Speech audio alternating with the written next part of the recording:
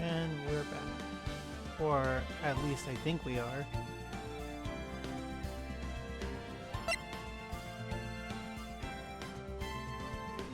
Oh, that's right. It has to be... How about now? Alright, there we go, video game. Oh, but you don't see a cursor. Or I think you'll probably see a cursor, an in-game cursor, I'm not sure. In any case, I'm already in Justice for All, but I don't remember any of this. Like, I don't remember any of the game.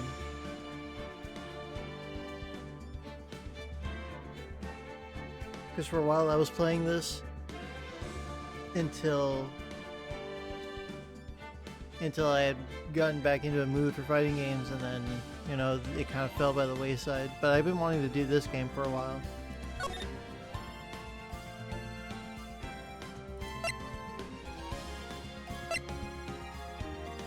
So let's start. Yeah, let's go with where it all started.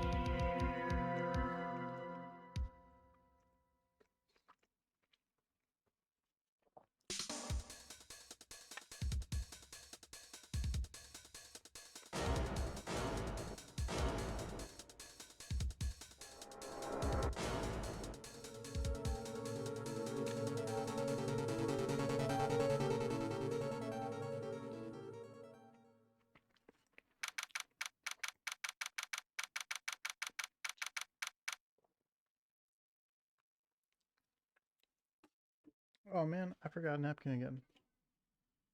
I will. Yeah, hang on. 1 second.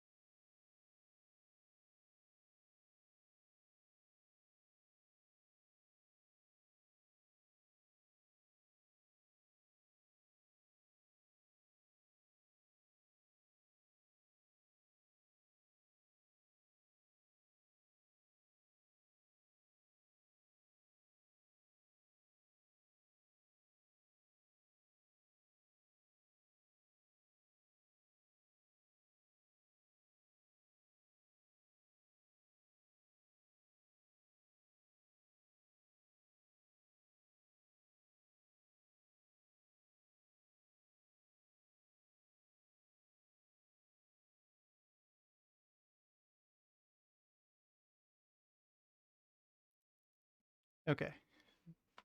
Hands are clean, and we've got napkins for these snacks.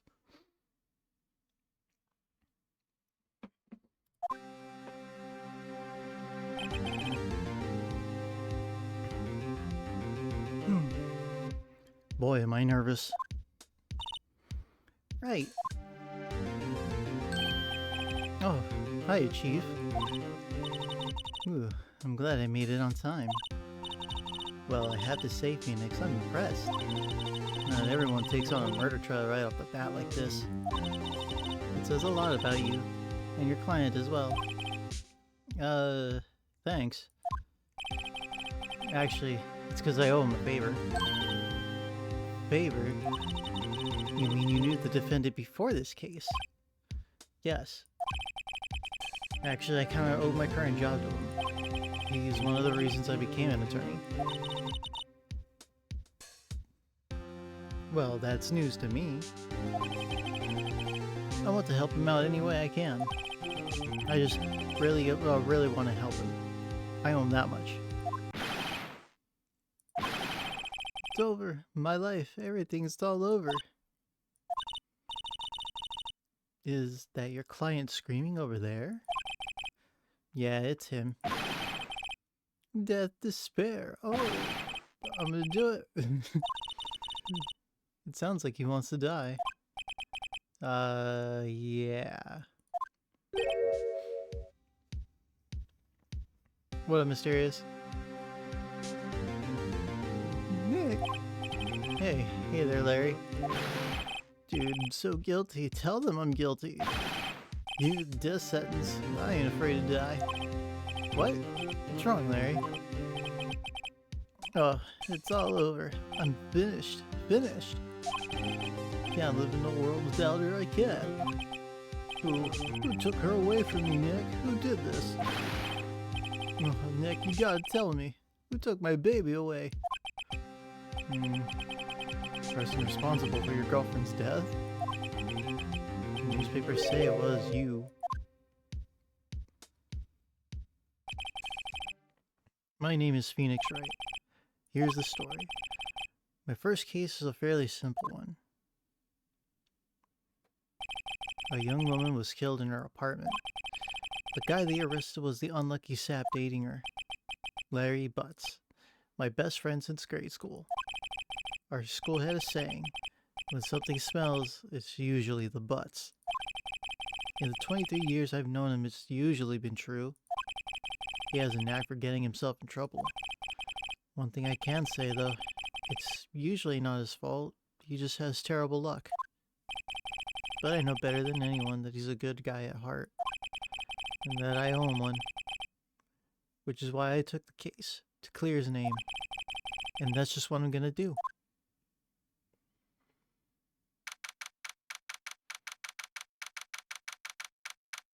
August 3rd, 10 a.m., District Courtroom number 2.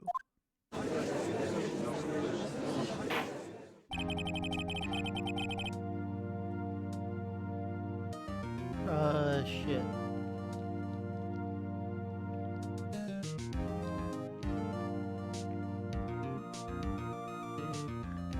Court is now in session for the trial of Mr. Larry Butts. Oh my god, this ice is cold.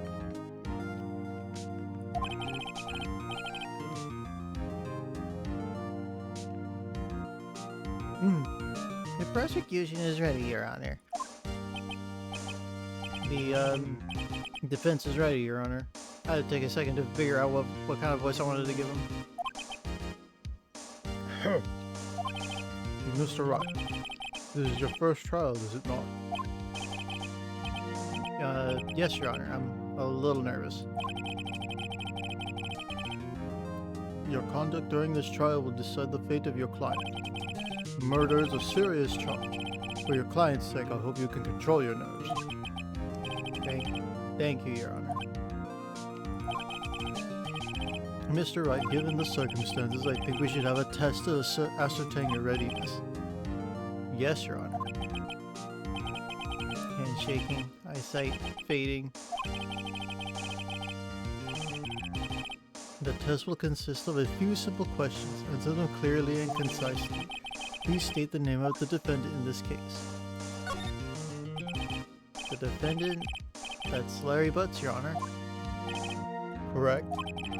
Just keep your wits about you and you'll do fine. Next question. This is a murder trial. Tell me, what's the victim's name? I know this one. Glad I read the case report cover to cover so many times.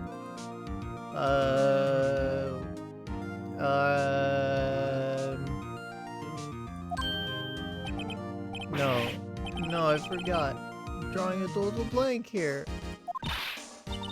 Phoenix, are you sure? Are you absolutely sure you're up to this? You don't even know the victim's name? Oh, the victim. Of course I know the victim's name. Just forgot temporarily.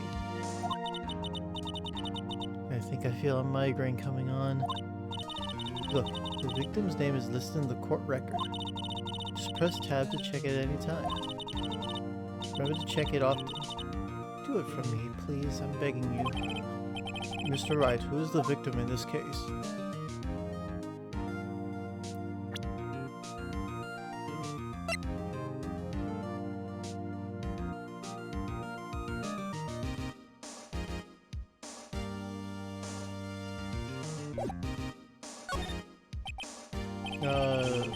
The victim's name is Cindy Stone. Correct. Now tell me, what was the cause of death? She died because she was hit with a blunt object. She was struck once by a blunt object. Correct. Sure. This is how courts go. You've answered all my questions. I see no reason why we shouldn't proceed. You are not senile. You seem much more relaxed, Mr. Wright. Good for you. Thank you, Your Honor. Because I don't feel relaxed, that's for sure. Then, first, a question for the prosecution. Mr. Payne. Yes, Your Honor. As Mr. Wright just told us, the victim was struck with a blunt object. Would you explain to the court just what the object was? The murder weapon was a statue of the thinker. It was found lying on the floor, next to the victim. I see. Court accepts it into evidence.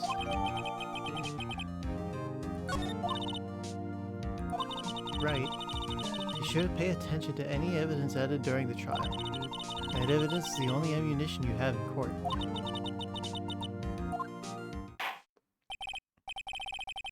Mr. Payne, the prosecution may call its first witness. The prosecution calls the defendant, Mr. Butts, to the stand. Chief, what do I do now? Pay attention. You don't want to miss any information that might help your client's case. You'll get your chance to respond to the prosecution later, so be ready. Let's just hope he doesn't say anything unfortunate. Oh, Larry gets excited easily. This could be bad.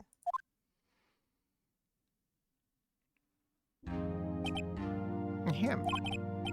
Mr. Butts, is it not true that the victim had recently dumped you? Hey, watch it, buddy. We were right together. We were Romeo and Juliet.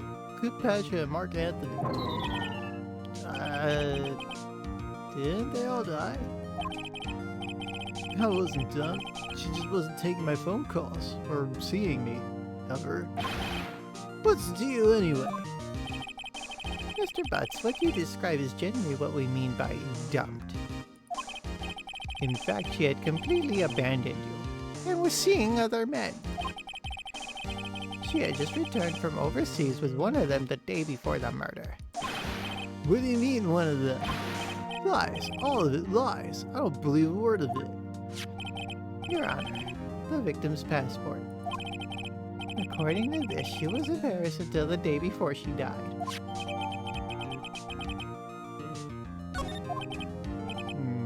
Indeed. She appears to have returned the day before the murder. Dude, no way.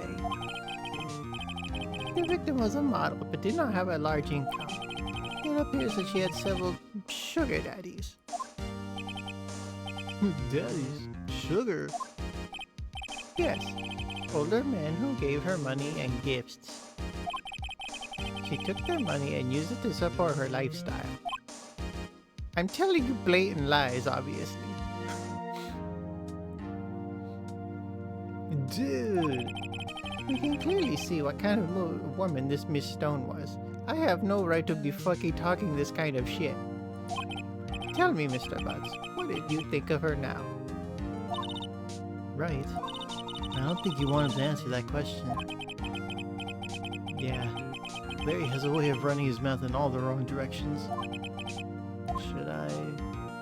We'll stop him from answering. My client had no idea the victim was seeing other men. That question is irrelevant to this case. Ugh. Dude, what do you mean irrelevant? that cheating sheet on. I'm just gonna drop dead. No.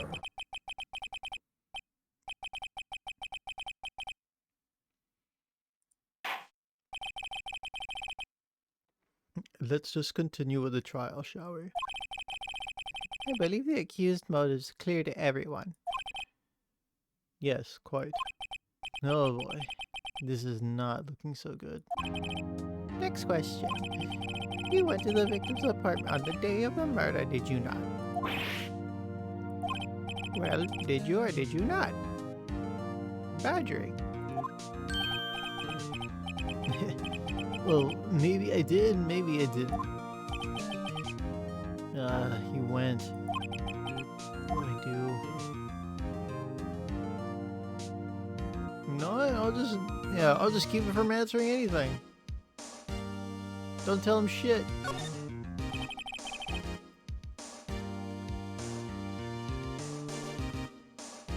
I'll send him a signal. Lie like a dog. Well, you see, it's like this. I don't remember. You don't remember? Well then, we'll just have to remind you. I got a bad feeling about this. We have a witness that can prove he did go to that... Excuse me. Hairball. Too much poison. We have a witness that can prove he did go to the victim's apartment that day. Well, that simplifies matters. Who is your witness? The man who found the victim's body just before making that gruesome discovery. He saw the defendant fleeing the scene of the crime.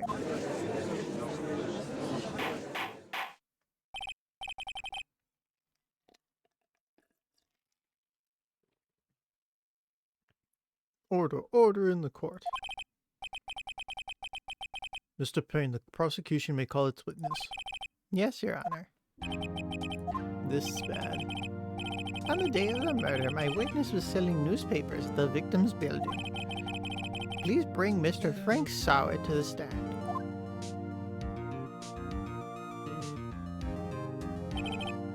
This guy's shady as shit already. Mr. Sauer, you sell newspaper subscriptions, is this correct? Oh, yes. Yes, newspapers, yes. Mr. Sauer, you may proceed with your testimony. Please tell the court what you saw on the day of the murder.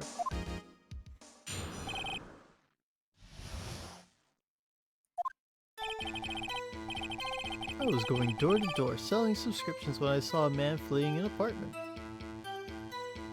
Wait a minute, what kind of voice did I give him? Shit.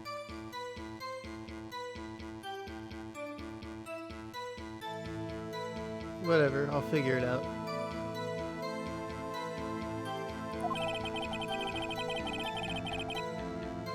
I thought he must be in a hurry because he left the door half open behind him. Thinking it strange, I looked inside the apartment. Then I saw her lying there, a woman, not moving, dead. I quailed in fright and found myself unable to go inside. I thought to call the police immediately. However, the phone in the phone in our apartment wasn't working. I was the one who did it. I went to a nearby park and found a public phone. I remember the time exactly. It was 1 p.m. The man who ran was without doubt the defendant sitting right over there.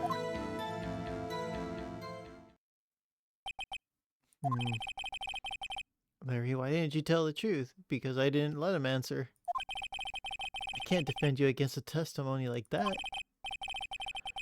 Incidentally, why wasn't the phone in the victim's apartment working? Your Honor, at the time of the murder, there was a blackout in the building. She did not pay her phone bill. Aren't phones supposed to work during a blackout? Yes, Your Honor. However, some cordless phones do not function normally.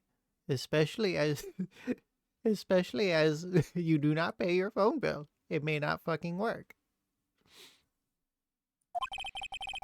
The phone that Mr. Sawig used was one of those. Your Honor, I have a record of the blackout for your perusal. Now, Mr. Wright. Yes? Yes, Your Honor? You may begin your cross-examination. Cross-examination, Your Honor? You're not a real lawyer, are you? Give him a shady voice. Okay. What would a shady dude sound like to me?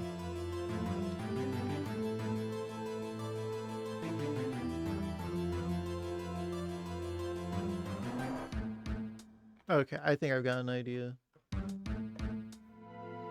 But we'll just give them different fucking voices till it works, I guess. Usually these dudes aren't around for like very long anyway. Alright, this is it, the real deal. What exactly am I supposed to do? Why, you expose the lies in the testimony the witness just gave. Lies? What? He was lying? Your client is innocent, right? Then that witness must have lied in his testimony. Or your client really is guilty. How do I prove he's not? You hold the key. It's in the evidence. Compare the witness's testimony to the evidence at hand. There was bound to be a contradiction in there. At first, find contradictions between the court record and the witness' testimony. Then, once you found the contradicting evidence, present it and rub it in the witness' face. Okay. Open the court record, yeah.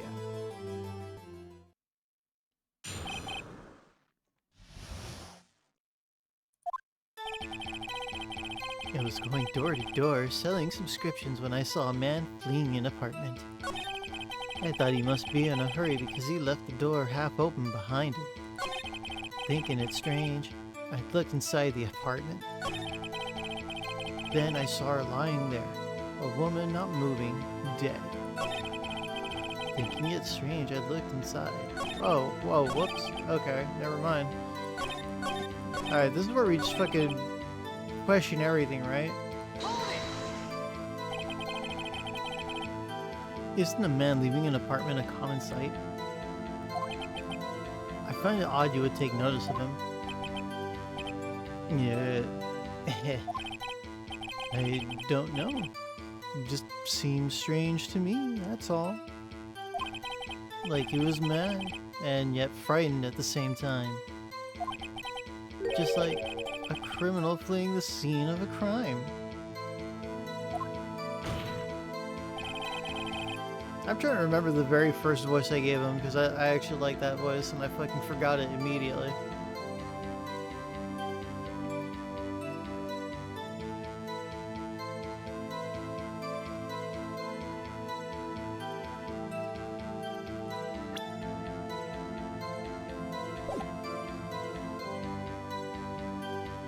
Yeah, like newspapers, yes, something like that. Yes, yes. Oh, okay, something like that. Like,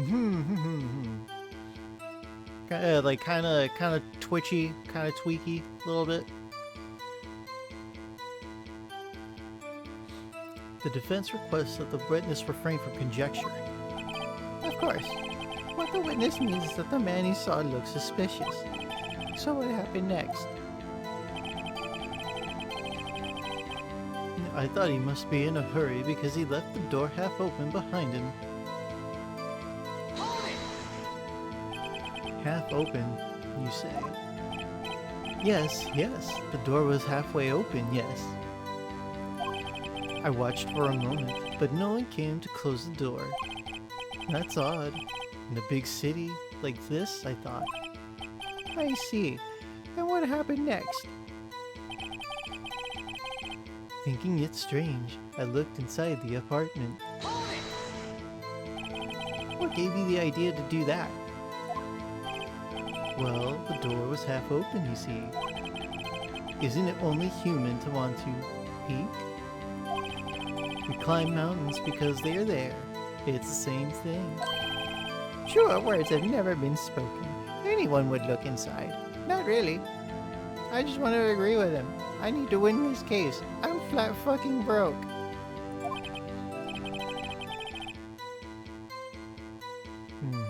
Why did Payne cut him off so quickly? So, you looked in the apartment. What happened then?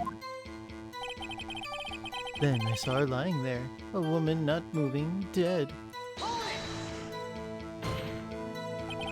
Are you sure she was dead?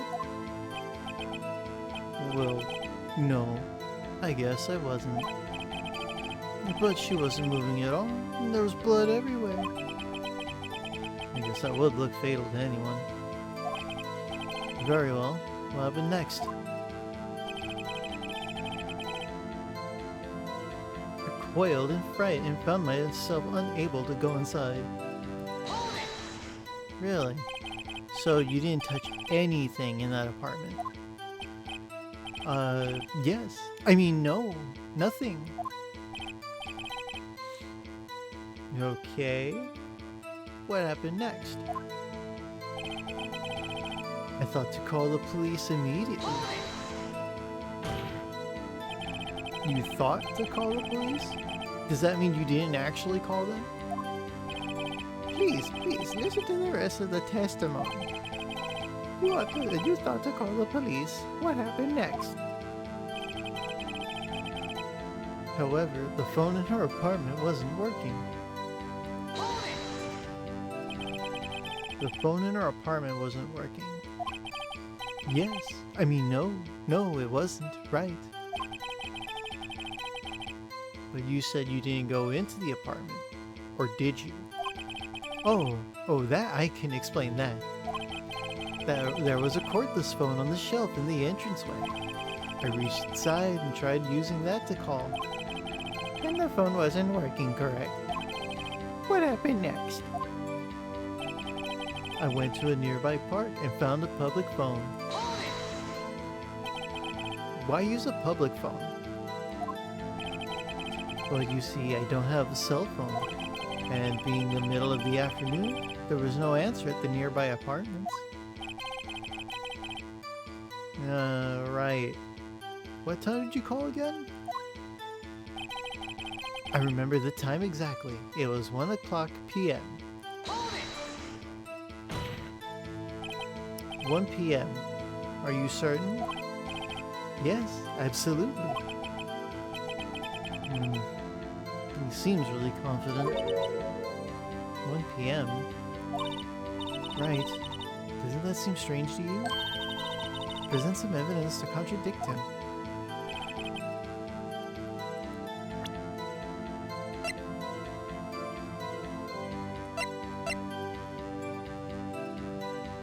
Four to 5. So... what the fuck are you talking about? You found the body at 1 p.m., you're sure? Yes, it was 1 p.m. for certain. Frankly, I find that hard to believe. Your statement directly contradicts the autopsy report. The autopsy notes the time of death at sometime after 4. There was no body to find at 1 p.m. How do you explain this 3-hour gap? Oh, that. This is trivia. The witness barely forgot the time. After his testimony, I find that hard to believe. Mr. Solid, why were you so certain that you found the body at 1 p.m.? Gee, that's a really good question. Great job, Wright? Way to put him on the spot. That's all you have to do. Point out contradictions. Lies always beget more lies. See through one and their whole story falls apart. Wait, I remember now. Would you care to give... Whoops. I almost gave him... Would you care to give your testimony again? Would you like to try and lie again, sir?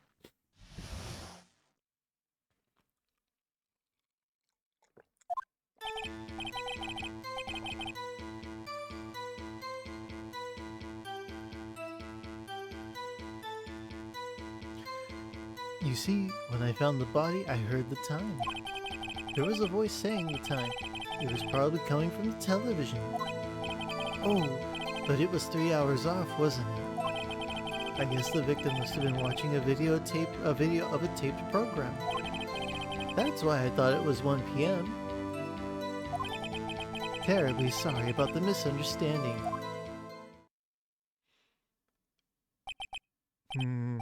I see. You heard a voice saying the time on a taped program. Mr. Wright, you may cross-examine the witness. Right. You know what to do. I've got this one.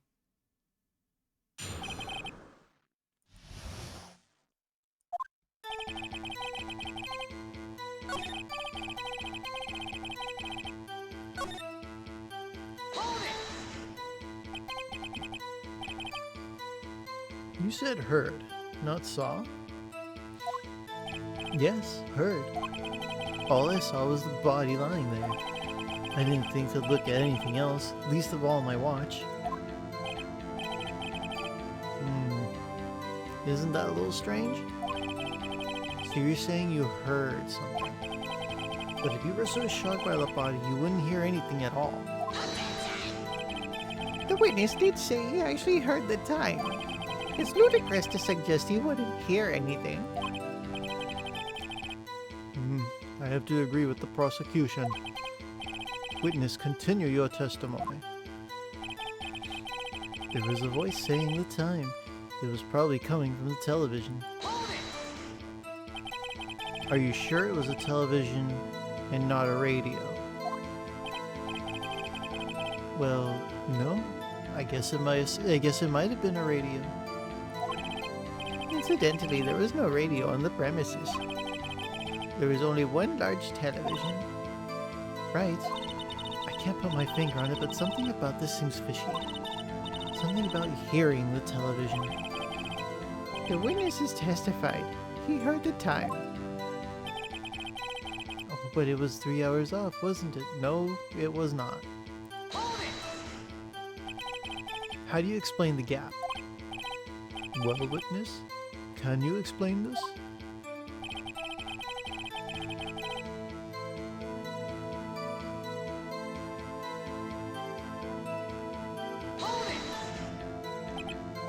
A video. Yes, that would explain why the time was wrong. True. Right. I think the problem lies someplace else. We'll agree that you heard the time at the scene then. That's why I thought it was 1 p.m. Are you sure the voice you heard said it was 1 p.m.? Yes, I can practically hear it now. It was quite clear. Mr. Payne, has the prosecution verified this testimony? My apologies, Your Honor. I too have only just learned that the witness heard the time. Oh, I'm really sorry. I only remembered it just now. Okay, like, he's like started to turn into William Shatner a little bit. Oh, I'm really sorry. Terribly sorry about the misunderstanding. Well, you just watch it. Not much point pressing him on that one there, was there? Blech. Okay, now...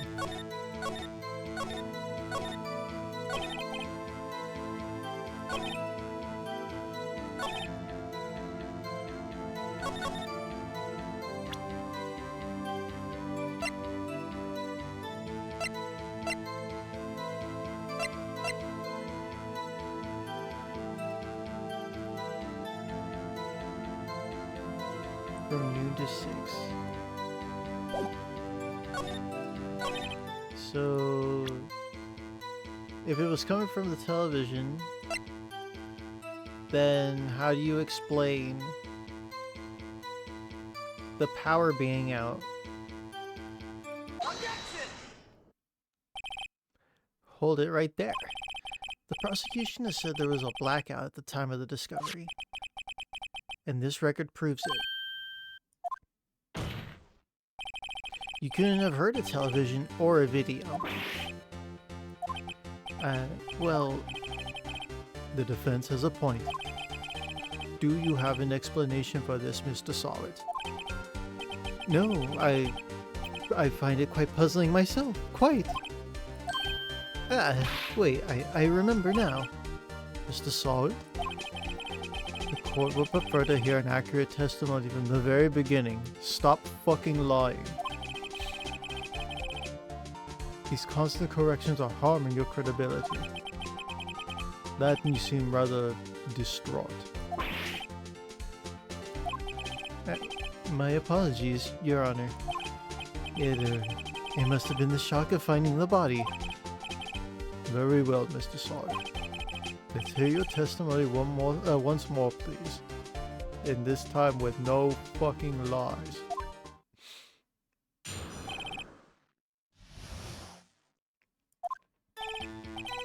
Actually, I didn't hear at the time. I saw it. There was a table clock in the apartment, wasn't there? Yeah, the murder weapon. The killer used it to hit the victim. That must have been what I saw. You saw a clock. I guess that would explain it. The defense may cross-examine the witness. Again? Gladly.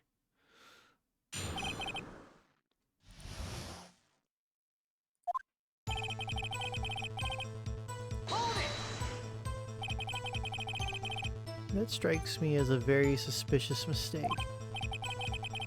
Yes, I can see how you'd be a little doubtful. I'm really sorry, I only just remembered that table clock. A table clock.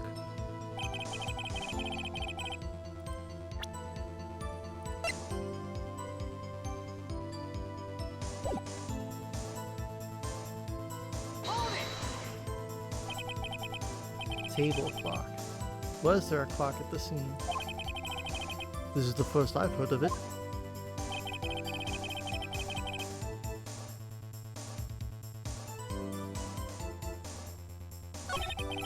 Oh, wait a minute. Immediately he's saying that the murder weapon is a clock. Because he goes, there was a table clock in the apartment, wasn't there? Yeah, the murder weapon. The killer used it. So how do you know that? Yeah, how do you know that it's a table clock? Yeah, how do you know? The murder weapon. Yes, the table clock that was used as a weapon. That's what I just said. Did you doze off in the middle of my testimony or something?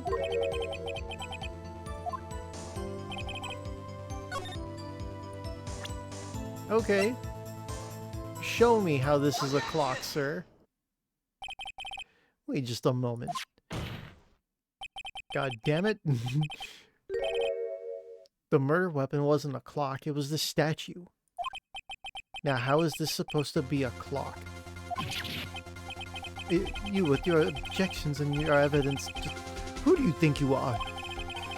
Just answer the question, Mr. Solid. I saw it there, okay? That's a clock. Your Honor, if I may. Yes, Mr. Payne? As the witness stated, this statue is indeed a clock. The neck is a switch. You just tilt it and it says the time out loud. And it doesn't look like a clock. I submitted it as a statue. My apologies. I see. So the murder weapon was a table clock after all. Well, Mr. Wright, it appears that the witness testimony was correct. This is a clock. Do you have any problems with this testimony now? Yes! How the fuck did you know? Like, how do you know it's a clock? How do you know how it works if you never went in?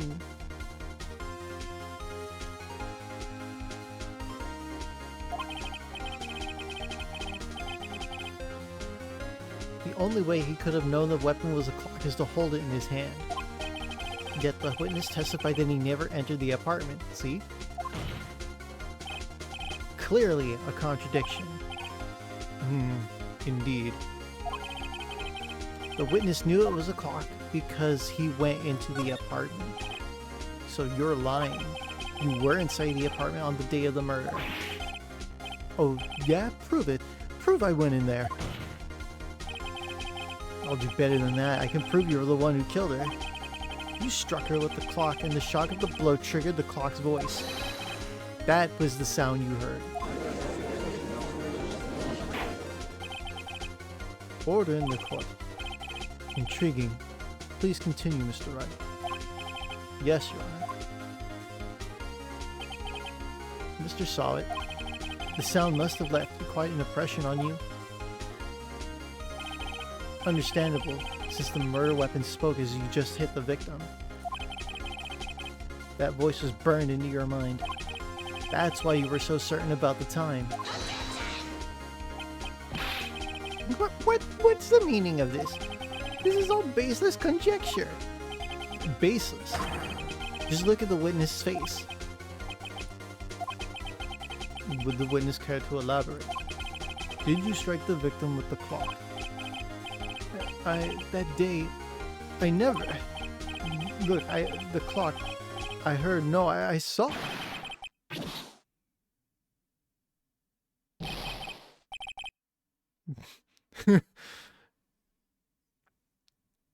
Shut up, I hate you. It was him, I tell you, I saw him. He killed her and he should burn. Burn, give him death. Order in the court, I say. Your Honor, a moment, please. There isn't a shred of evidence supporting the defense's claims. Mr. Wright, Your Honor, you claim the sound the witness heard came from the clock. Do you have any evidence? Well, case is writing on this. Better think it through carefully. Your Honor, the sound Mr. Sawa heard was definitely this clock. A fact which is clear if you simply try sounding the clock.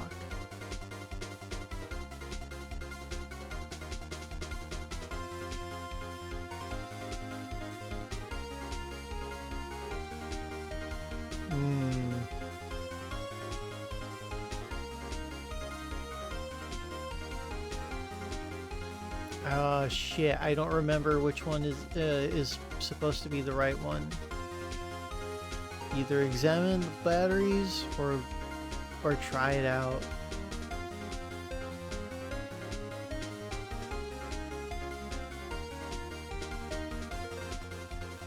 I know I get multiple chances, but it's like, you know, can I remember is the thing. That's my whole thing.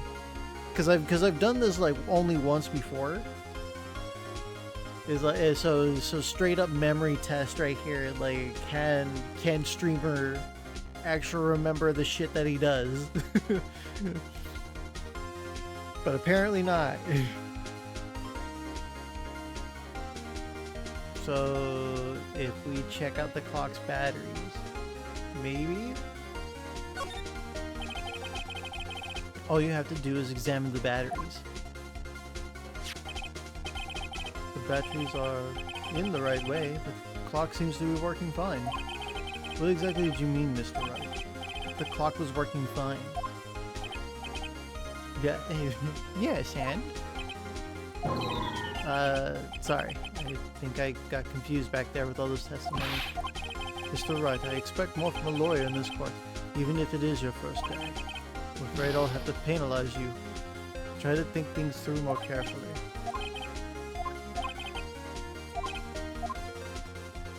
If you try it. Let's sound the clock now, here in this court. Oh, you forgot to? Yeah. See, like I forgot. So yeah, we got one mark on us. But that's fine. Your Honor, may I have the clock? I ask the court to listen very carefully. I think it's 8:25. That certainly is a strange way to announce the time. Well, he is the thinker after all. So, we've heard the clock. What are your conclusions, Mr. Wright? Mr. Payne, can you tell me what time it is now? It's 11:25. Alright.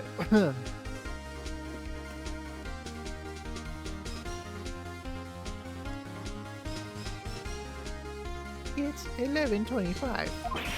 Ah, As you can see, this clock is exactly 3 hours slow. Precisely the discrepancy between what Mr. Solid heard and the actual time of death. So, Mr. Solid, try to talk your way out of this one.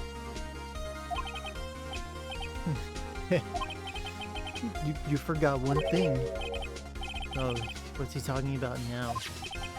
While it may seem like the clock is running 3 hours slow, it proves nothing. How do you know it was running 3 hours slow on the day of the murder? If you can't prove that, you don't have a case. He's right. How am I gonna prove that? Damn it, I was so close. Mr. Wright, it seems you lack the critical evidence to support your claim. Yes, Your Honor. This means I cannot let you indict the witness. Unfortunately, this ends the cross-examination of Mr. Frank Solid. I come all the way down here to testify and look what happens. You treat me like a criminal. A criminal. You lawyers are all slime. I almost had him. God damn it. Sorry, Larry, I failed you. There's nothing I can do about it now.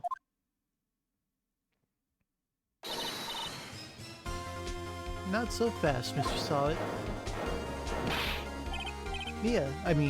Chief. Listen up, Wright.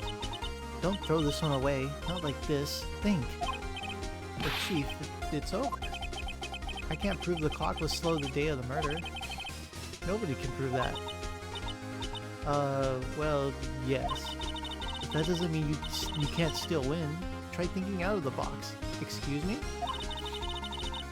Don't waste time doubting the facts. Assume the clock was 3 hours slow and think through it. Ask yourself, why was the clock 3 hours slow? Figure out the reason and you'll have your proof. Right? Can you think of a reason as to why the clock would be 3 hours slow? Wait, maybe I can. You must have the evidence somewhere that can prove it, right? Find it and let them have it. Well, Mr. Wright, you say the clock was already running slow on the day of the murder. Have you found evidence to support this claim? Of course. There is a piece of evidence in the court record that can prove my claim beyond a doubt. Tough words. Let's see you pull this one off. Let's see this evidence that proves why the clock was running slow.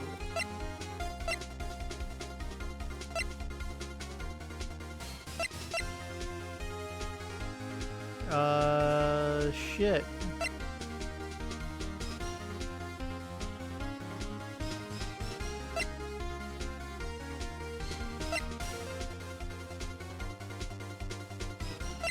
Yeah, it has to, I think it has to be the passport, right?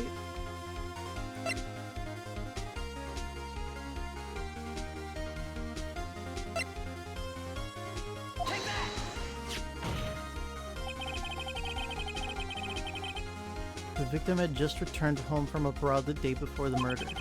As we all know, the time difference between here and Paris is 9 hours. When it's 4 p.m. here, it's 1 a.m. the next day there. The clock wasn't 3 hours slow, it was 9 hours fast. The victim hadn't reset her clock since returning home. That's why the time you heard was when you struck her dead in the apartment was wrong. Proof enough for you, Mr. Solid? Or should I say, Mr. Did It?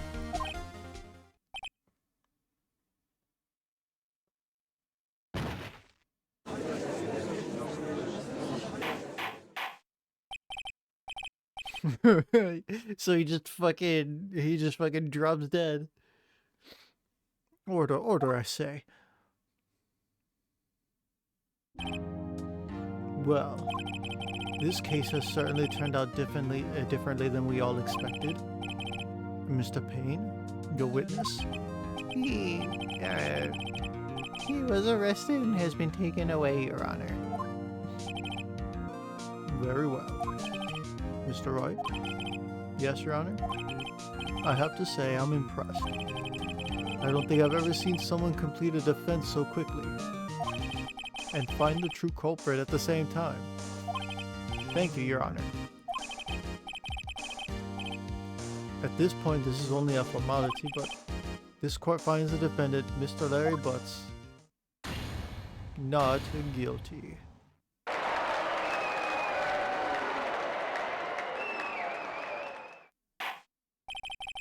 And with that, this court is adjourned. We did it! We saved a man! It turns out that Frank Sawa was a common burglar. He posed as a newspaper salesman to check and see when people were out of the house. That day, when Larry went to her apartment, the victim wasn't home.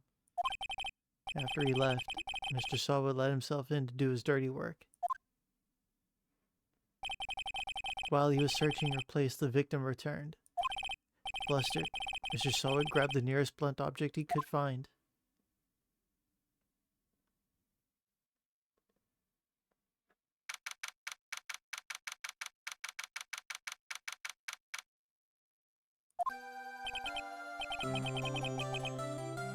Whew. I still can't believe we won. Right, good job in there. Congratulations. Thanks, Chief. I owe it all to you. Not at all, not at all. You fought your own battles in there. It's been a while since I've seen a trial land on such a satisfying note. You mean you what?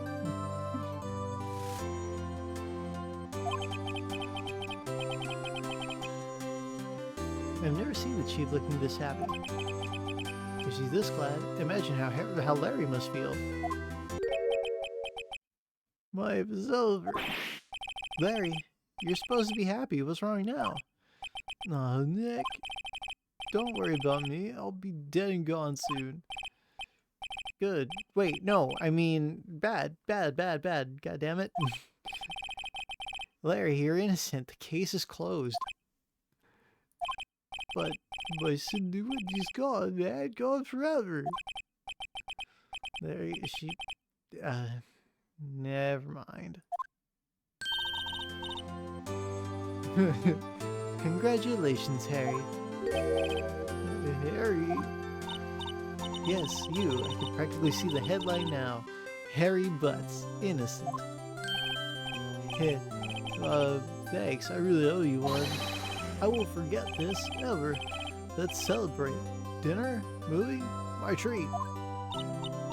Oh no, I couldn't. Hey, I was the one who got you off the hook.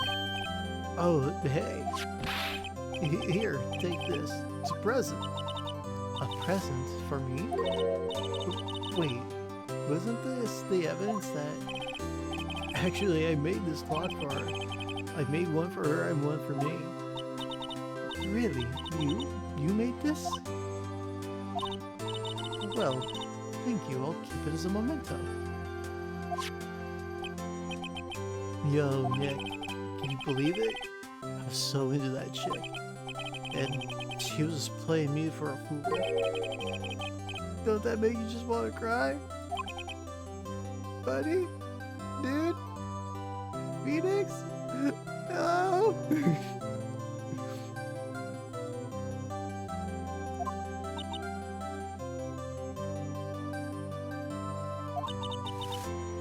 Are you so sure?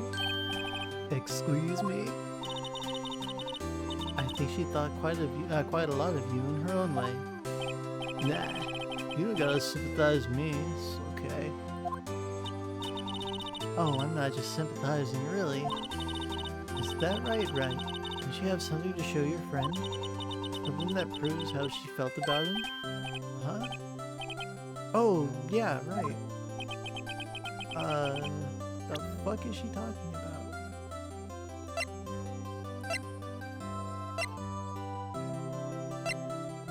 Here, fucking read the autopsy report.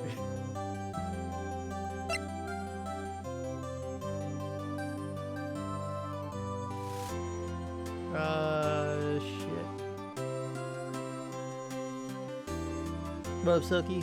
Playing this for the first time on Steam. a few years ago was so sick. I know, right?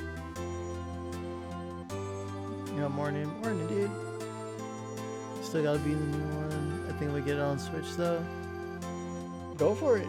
I mean, as long as you're able to play it. Shit. What do I show him? Do I show him the statue?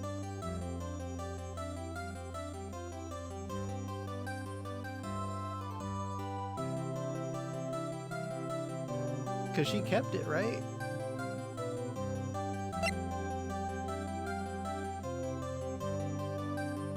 Take that! Here you go, Larry. Proof. Yeah, it's okay, Nick. Don't worry about me. Forget about her soon enough.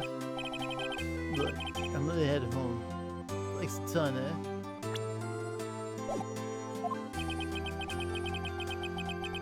Guess that wasn't the right thing to show him. Yeah, so you only get one shot to do that?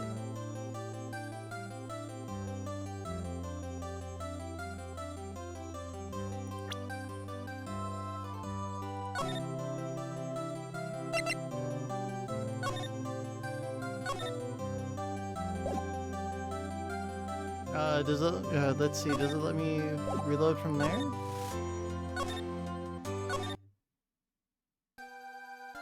Oh, it's just immediately from right there.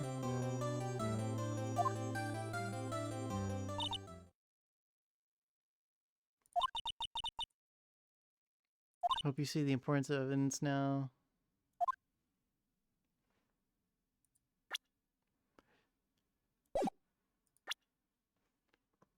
Huh, so that sucks.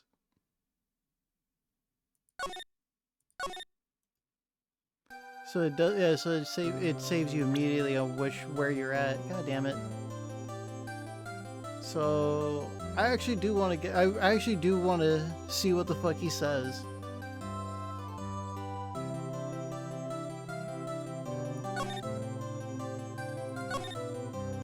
So fuck it, new game.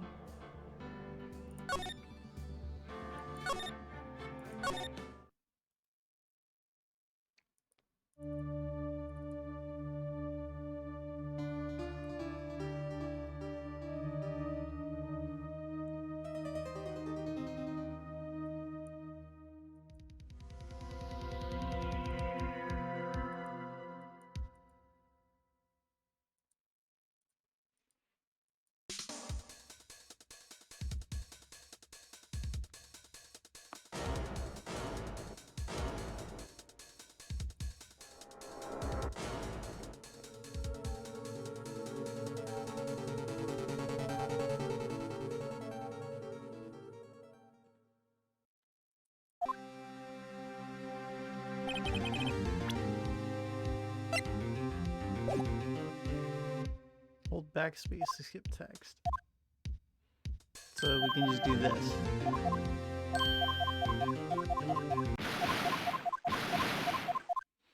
I love the fact this is all, like, you can control this all with one mouse.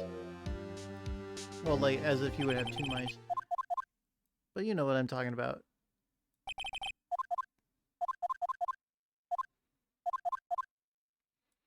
The little things that can be skipped, brushed over, had me always curious. I know, right?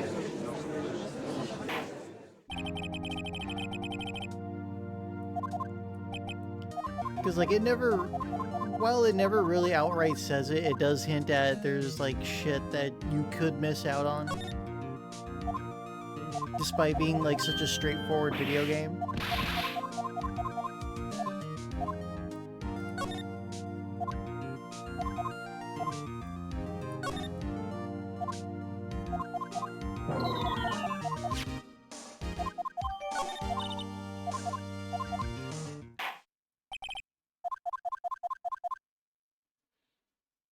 And then we'll just do the same thing. We'll just keep them from fucking talking.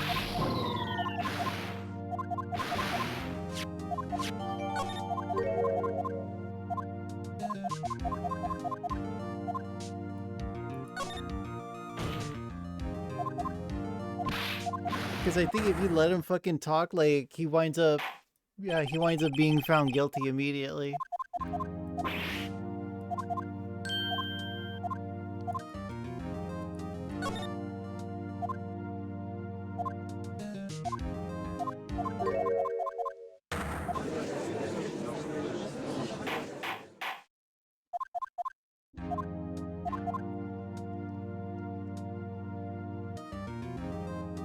Alright, this shady motherfucker again.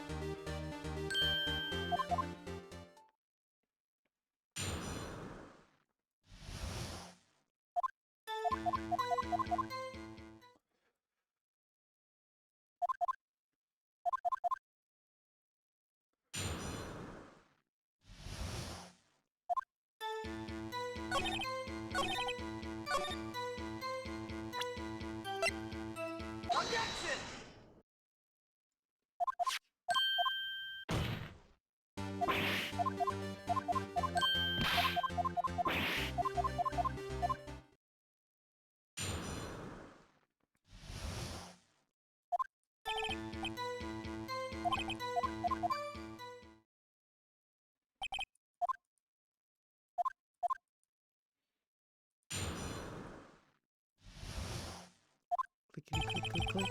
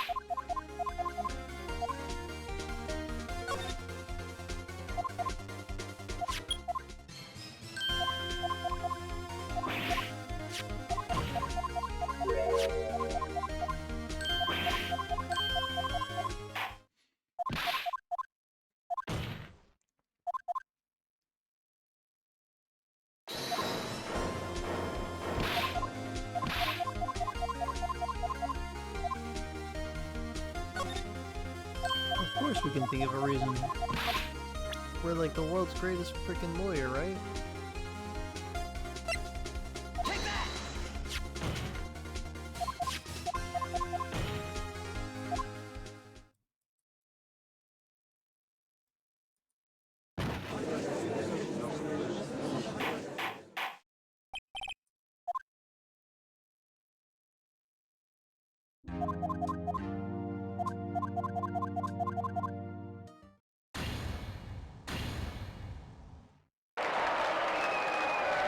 Hooray!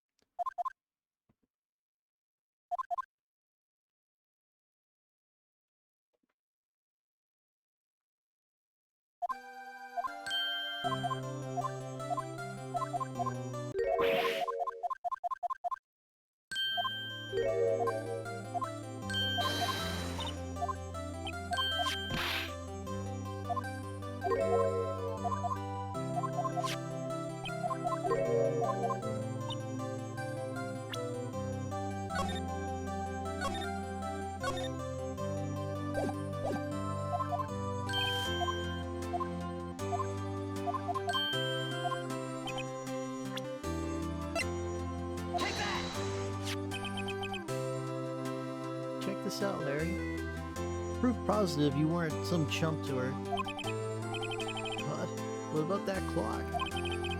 This is the clock you made for her, Larry. And she took it with her when she traveled. Whatever. She probably just needed a clock, that's all. You think so? It's a pretty heavy clock to take traveling. Well, make of it what you will. Hey, Nick. I'm glad I asked you to be my lawyer. Really, I am. Thanks. It was a statue. Why the fuck would I show him the badge for? Yeah, now that I think about it. Like, I should have thought about it harder. But I did not have activated brain though, so... that made him feel a little better.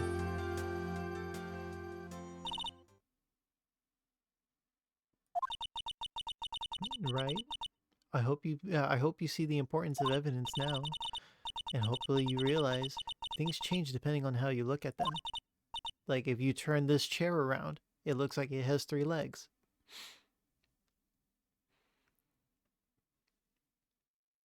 People too. We never really know if our clients are guilty or innocent. All we can do is believe in them. And in order to believe in them, you have to believe in yourself.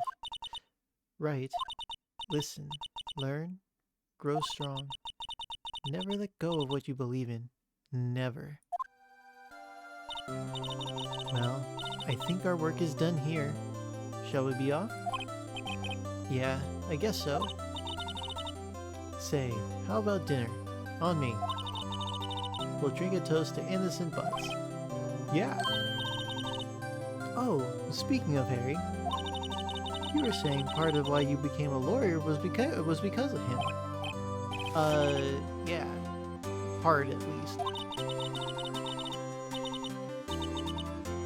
You'll have to tell me more about it sometime. Maybe over drinks? And so, my first trial came to a close. Larry sat me on the back and said, "Gee, Nick, it's good to have friends." But I'm sure he's not going to pay us, unless you count the clock he gave to Mia. I didn't know it then. But that clock was soon going to be at the center of another incident. And my promise to tell the chief about me and Larry would be one promise that I wouldn't be able to keep. The end.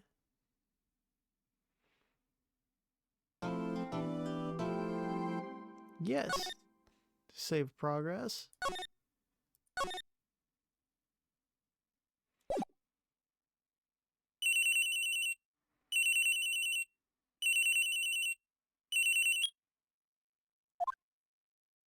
Hello, this is Maya. Hey Maya, it's me. Mia, what's up? You haven't called in a while. Sorry, but I've been so busy. How have you been? Well, lonely. And it's all your fault. Nah, I'm just teasing. I've been great. I'm finally getting used to having my own place. That's good to hear. Wait, who was Maya again?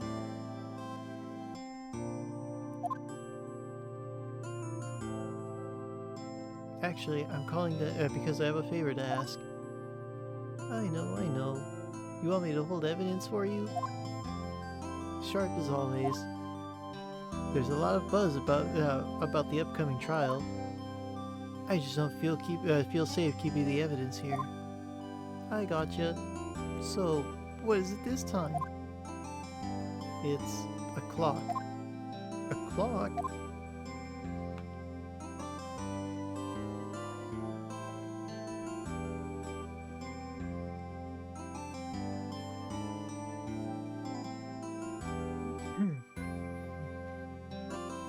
Yeah, and it's made to look like that statue, the Thinker, and it tells you the time.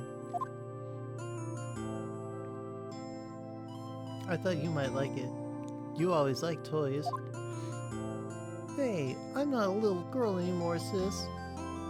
Yeah, I'll give her Now's voice. Now, you know I'm only teasing.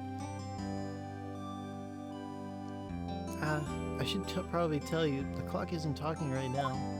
Huh? It's not working? That's lame. I had to take the clockwork out. Sorry. It's her way of saying, this shit got fucking annoying so goddamn fast. I disabled the shit out of it.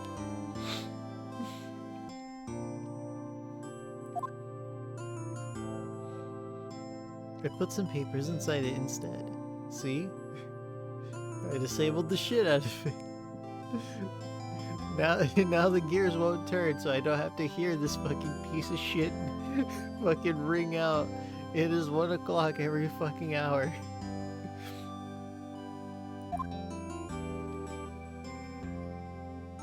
Papers? Is that the evidence then?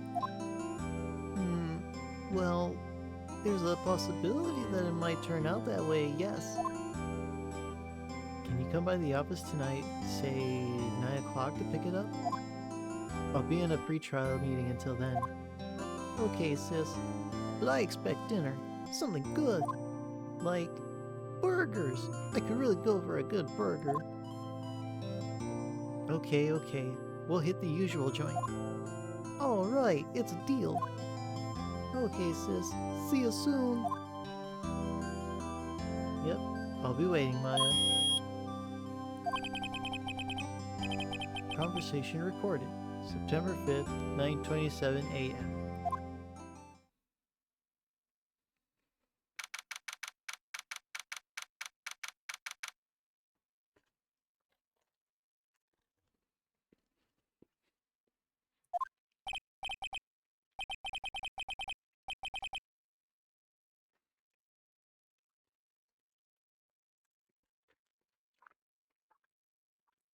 Garbage for hell. I'll take what's mine. The papers.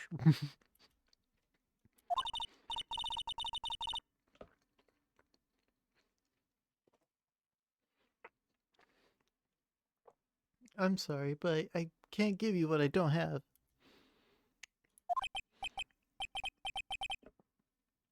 Miss Fay, you are a poor liar. Why, I see it right over there. That must be the Thinker that swallowed those papers. What? How could you know? You are not... What the fuck? That's not a real word. That's not a real word. I am looking this shit up.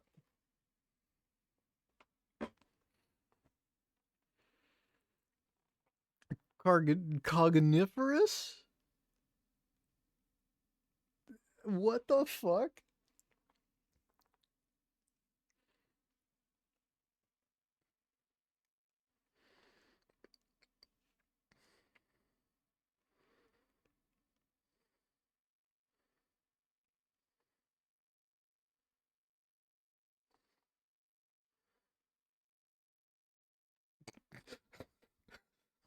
What the fuck? What the fuck? This is not a real word. You are not cogniferous is my background?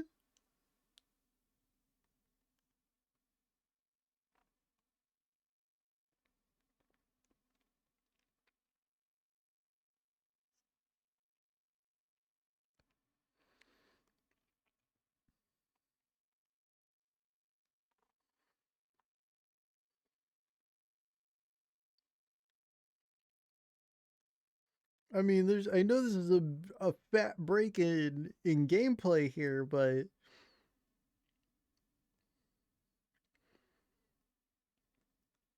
yeah, this is not a fucking word. whoever whoever wrote this, they really meant for this character to be a fucking idiot.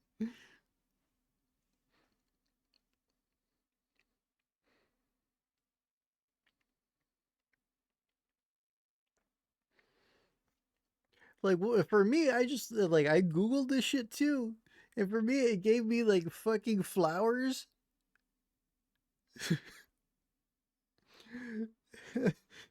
Like carnivorous.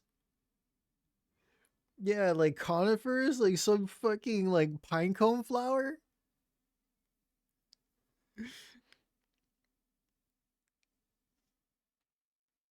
What does carnivorous mean anyway? Uh, of or relating to or part of trees or shrubs bearing cones and evergreen leaves. So basically, pine. Anything related to a pine tree.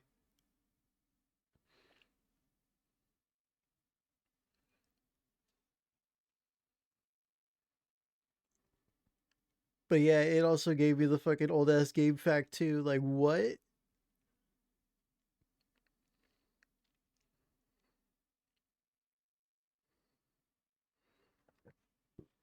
But sure.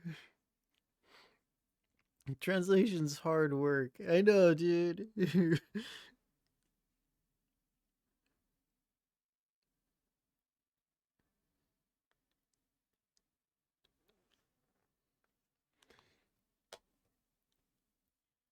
Alright, let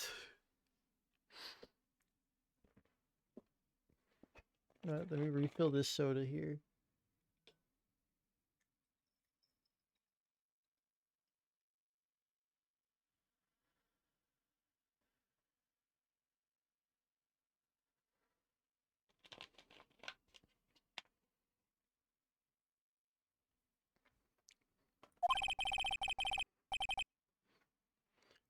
Gathering information is my business, you see. Oh, I can't go into options here yet. I I should have been more careful. Oh, oh, my dear Miss Fay, I'm so very sorry, but I'm afraid I must ask you for one more thing. Your eternal silence. Farewell, Miss Fay.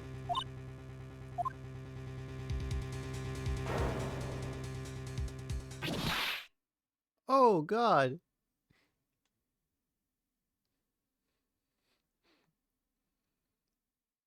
Red, white, blue.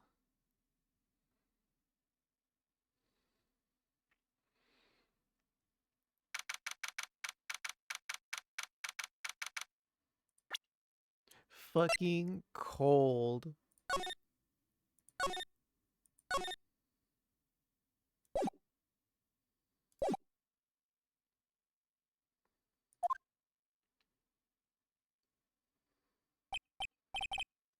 Uh-oh, I'm late. Huh? That's strange. Guess the chief left without me. She said her sister was coming over, so we should all go out for dinner. What's that smell? Blood? And probably something else, considering that she's fucking dead.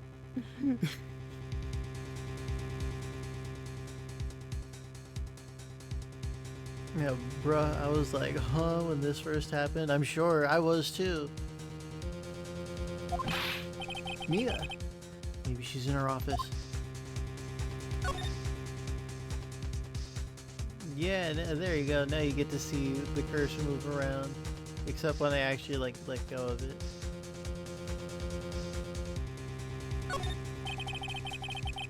I smell blood, and that can't be good.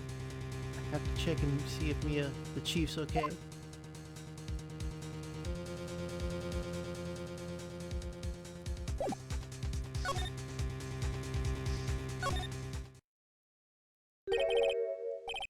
That smell. Blood.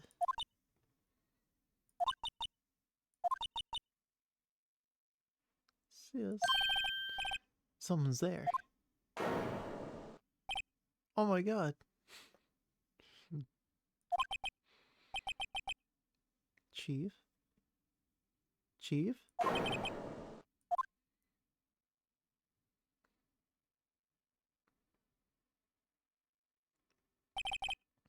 Who are you?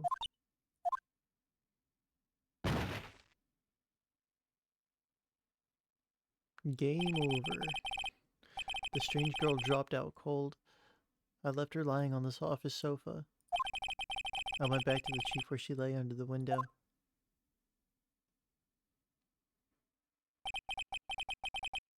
Her body was still warm. I could feel it as I held her shoulder. Then, all too quickly, it began to fade. Until finally she was cold.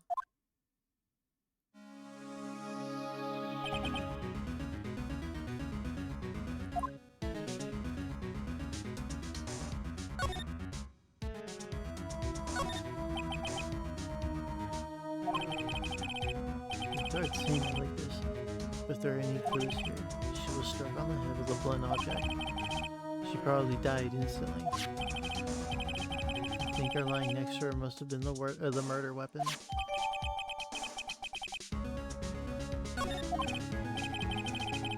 There's some glass shards near the chief's body. Must be pieces of the glass light stand lying broken in the back of the room.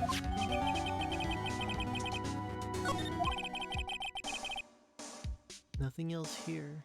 That seems like a clue. A piece of paper. It must have fallen from Mia's hand. What could it be?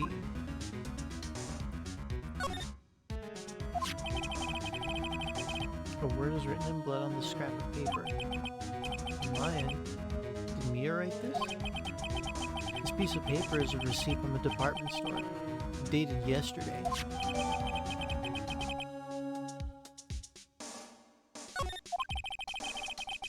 I think that's enough snooping around for now. I'd better call the police.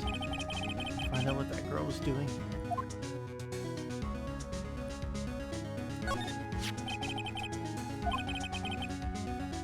Seem to be the remains of a glass light stand. There's a large building right across from the office. The Gatewater Hotel. A nice, luxurious place.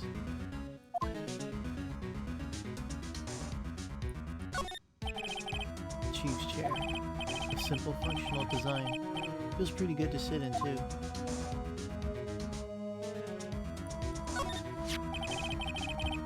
It's encrusted with dried blood. How ironic that this became the murder weapon again.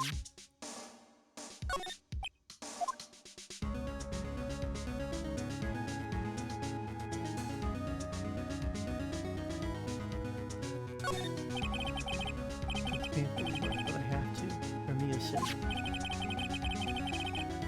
It looks like she was hit in the head with a blunt weapon. She probably died instantly.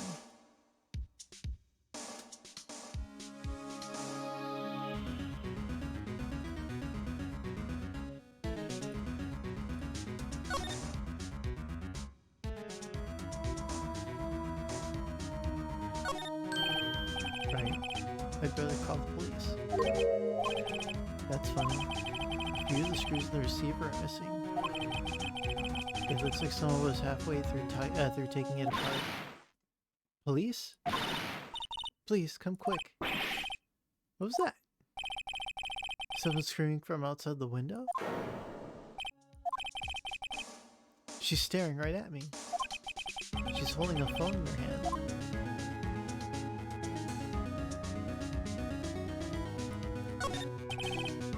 Surprisingly, the chief was never good with machines. About all she used his PC for was email. She picked up this ancient model at some garage sale for practically nothing. The Fay and Company ledger book. Everything is written in the chief's ultra neat handwriting. It's a small office, but it makes a good bit of money. All the chief's important documents are packed in here. This is where she filed her case records and recent rulings.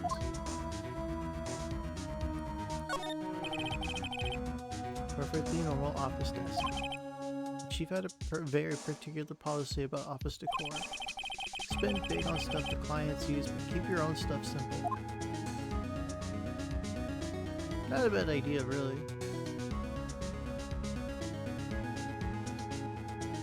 Because then it looks like, you know, your client probably has more money than you.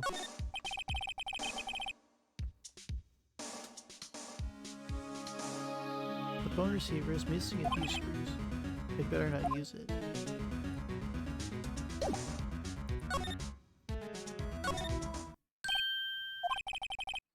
That girl just now, where'd she go? I put her right here on that sofa.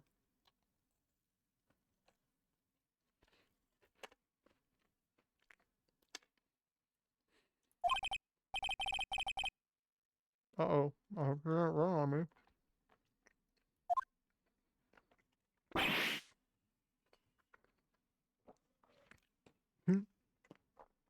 Yikes. Don't scare me like that.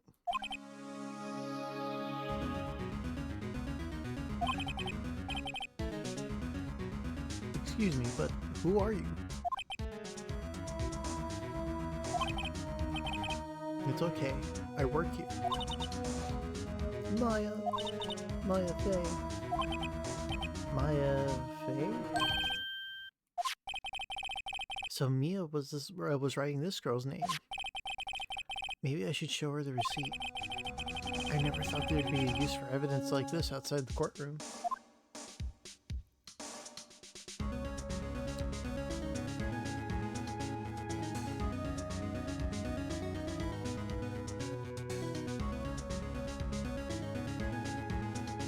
I wonder how come Phoenix's like first thought isn't to like run the fuck out of there.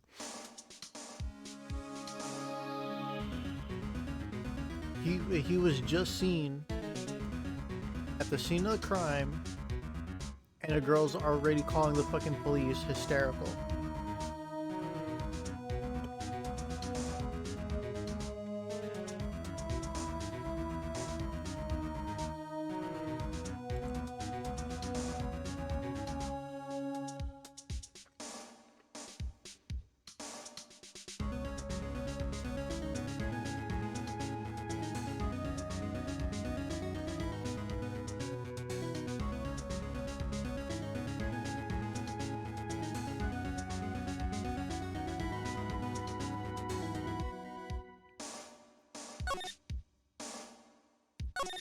What happened?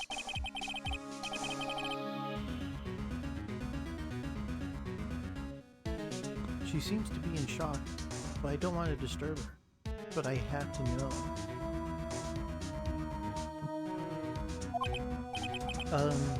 Excuse me? Can you tell me what happened? I came in, the room was dark, and sis. So she was already dead. So you're the chief's sister. I'm her younger sister. And you were here visiting. Late at night? Yes. She said she wanted me to keep some evidence for her. Evidence? Yes, it was that clock.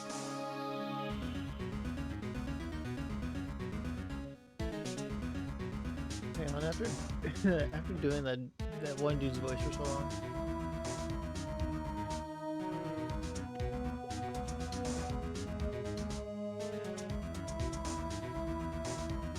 I thought I'd grab more water.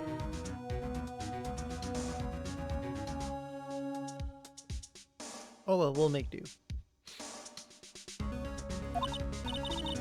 It was the thinker.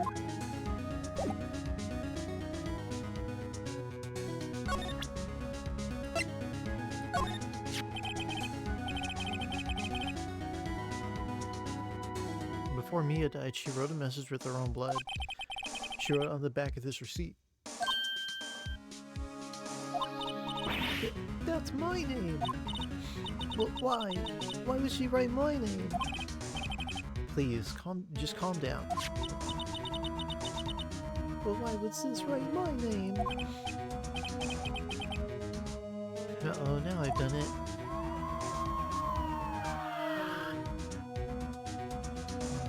FBI, open up!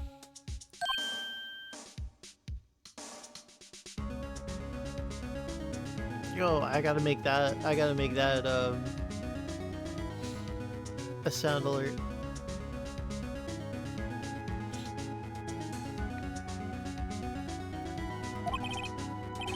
The police. Sounds like they're coming this way. Run!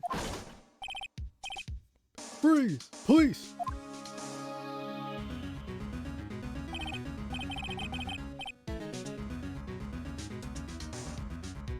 Alright. I'm Detective Dick Gumshoe, see? Gumshoe. What an odd name. So his name is Detective.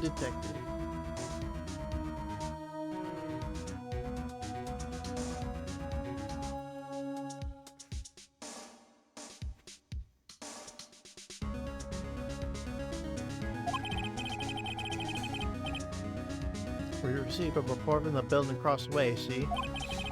Got a person saying they saw Moira. It must have been that woman I saw.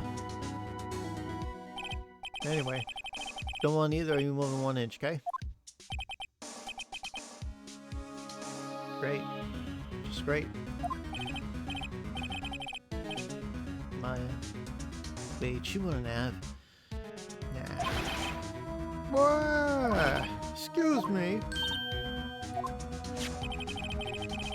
This word Maya here mean anything to you?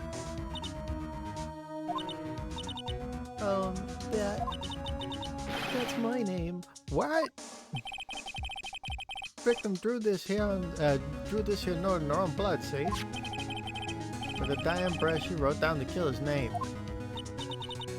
Killer, I'm not. Case closed. You're coming down to the precinct, man. What?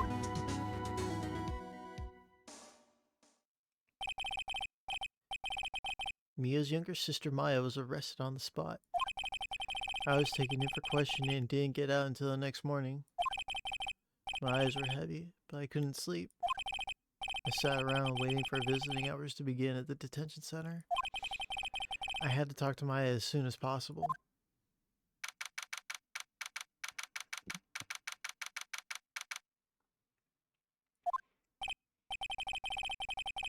Wow, they have poor Maya locked up like a criminal. Oh, it's you, the lawyer. Good morning. Good morning. She looks so tired. Are you going to be my attorney? Well, that's what I wanted to talk to you about. Of course I will. First things first, I better get her cheered up. Yeah, of course I will. Cheer up. Really? Oh, did I say the wrong thing? She looks sadder now. What's wrong? You don't think I can do it? No, no one could. Who would believe me?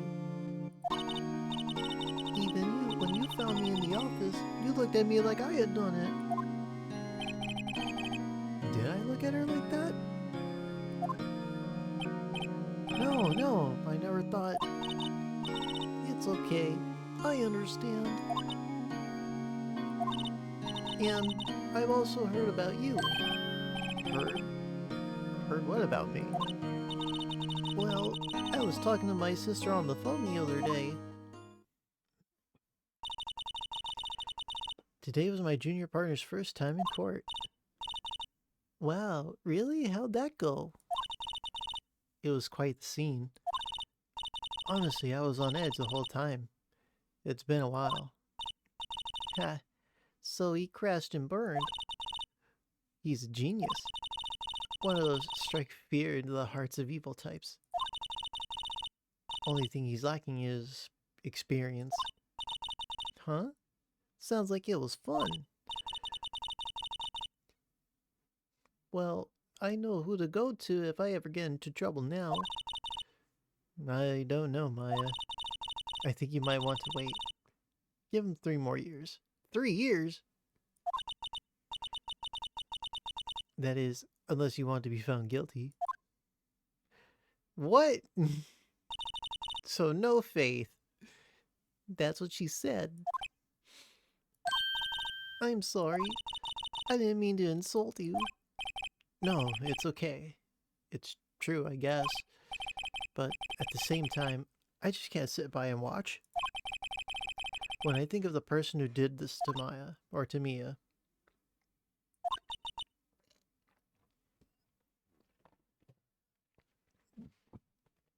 I know.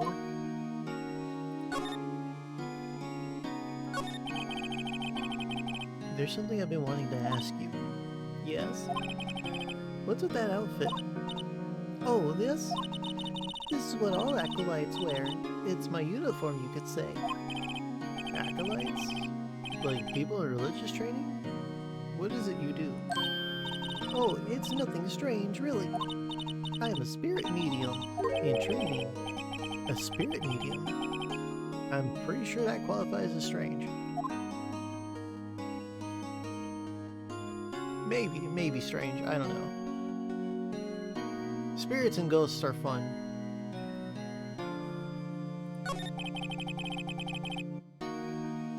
Could you tell me about the day of the murder? Yes. Let's see. That morning, I got a call from my sister. She wanted me to hold on to a piece of evidence for an upcoming trial. Evidence? Yes. That clock shaped like the thinker. The one Larry made. How could that have been evidence in that? How could that have been evidence in the case?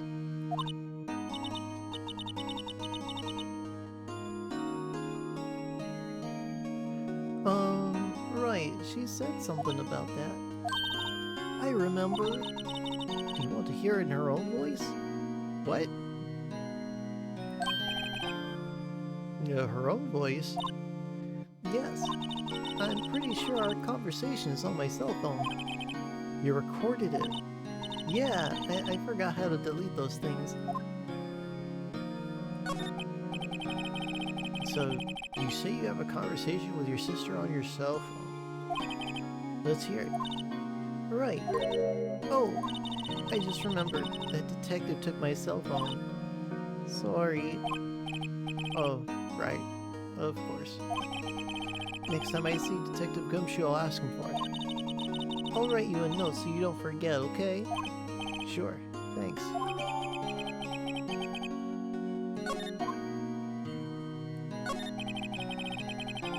Could you tell me about the day of the murder? Sorry, I know it must be hard. No, it's okay. All I've been doing for the past few hours is talking about it. I've kind of gotten used to it. Let's see. That morning, I got a call from my sister. She wanted me to hold on to a piece of evidence for an upcoming trial. That's the clock. It practically qualifies as a serial murderer by now. God damn it, yeah it does. It's killed like 2 people.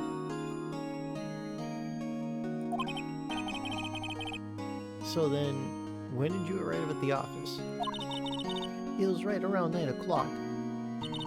The lights were off and I could smell blood. Then I found her, my sister. Thanks, Maya. That's all I need to hear for now.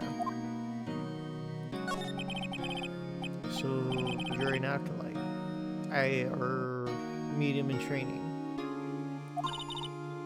Yeah, that's right. The Fae family, especially the women, have always been sensitive to the spirit world. Wait a second, you said the Fae family? So Mia was into this stuff too. Of course. She left the mountain to follow her career, she said. Her powers were first class too. I had no idea. Wait. What? So, you're a real, honest-to-goodness spirit medium. ESP and all that. Yes, in training. Well, can't you contact Mia's spirit then? We can just ask who killed her. I'm sorry. I'm still in training. I couldn't do something like that on that level. That would be too easy.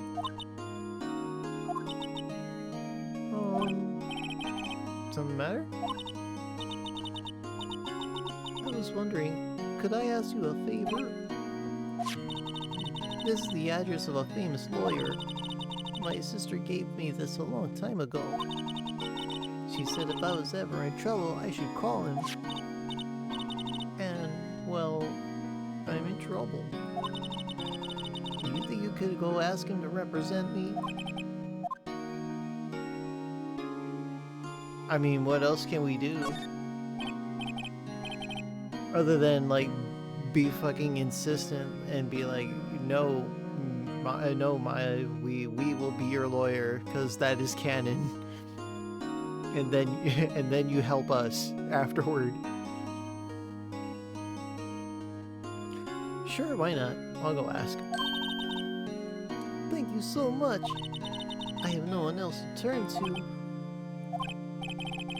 Say, what about your parents? Mercy, don't worry, leave it to me. Thank you. The trial's tomorrow at 10 o'clock. What? Tomorrow? Tomorrow? What if this guy refuses? They told me that if I don't find one, the state will pick an attorney to defend me. When will that happen? They're giving me until 4 o'clock this afternoon. And visiting hours are almost up. I better hurry. Right, I'll be back.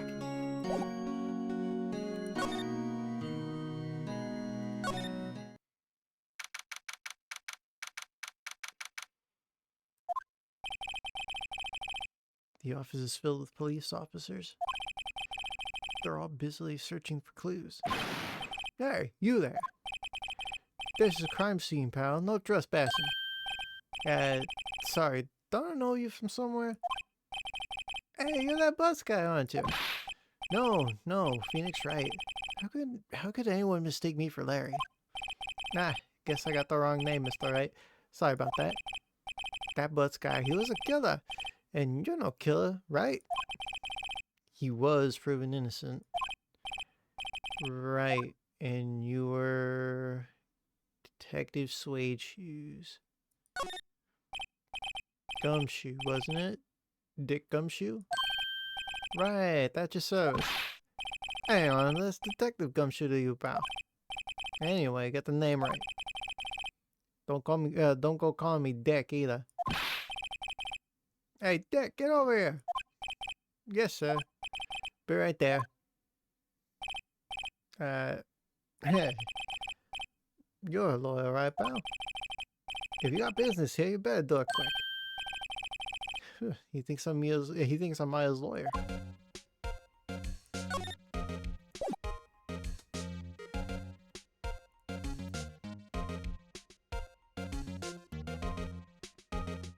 Alright, and we're back.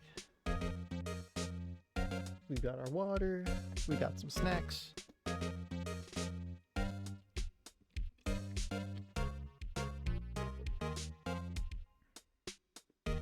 Now let's continue with the goofy voices.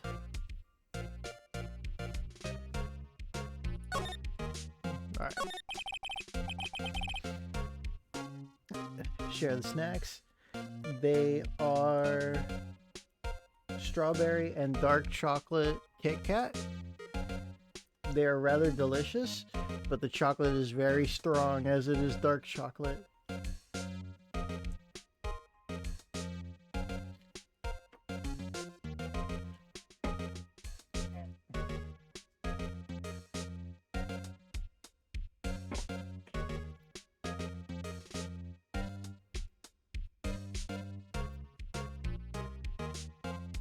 Pringles, original flavor. Still delicious.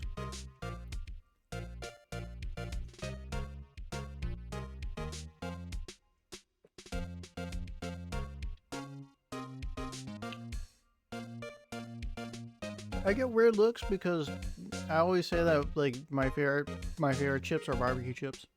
And then I get looked at weird, like, why?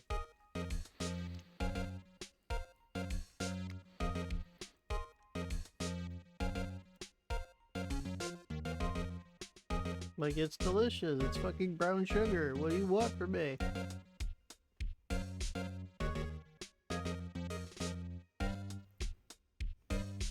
About Ms. Faye. Did you do an autopsy? Hmm? You want to know the results, huh? No, don't you look at me like that, pal. There's no use. She might have been your boss, but that doesn't mean you get any special treatment. Alright. You can see the report, but that's all.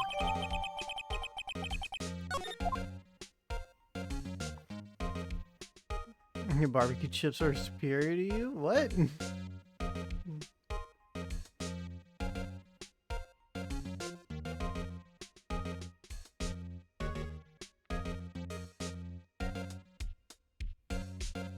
Like, there's just this, it's like this weird sweet but not exactly spicy flavor to it. And it's just so delicious. Like, weirdly, it's almost cinnamon-like, but on a potato chip.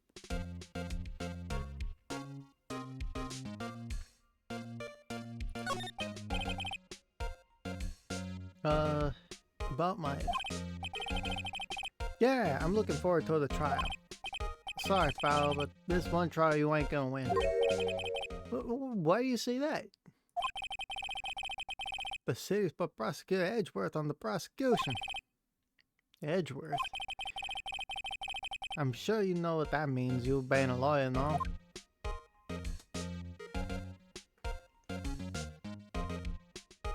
Oh, and then you type...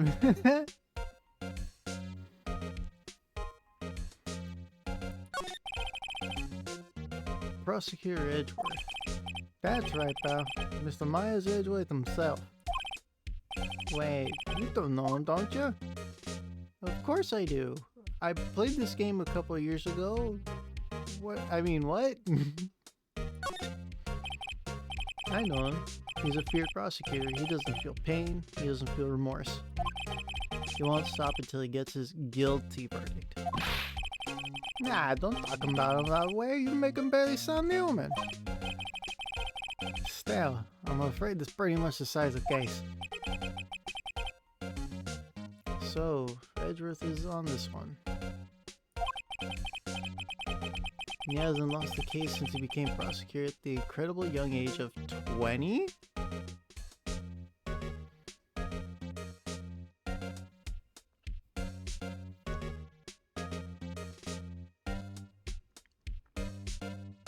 Yeah, Ayo, really? What do you mean?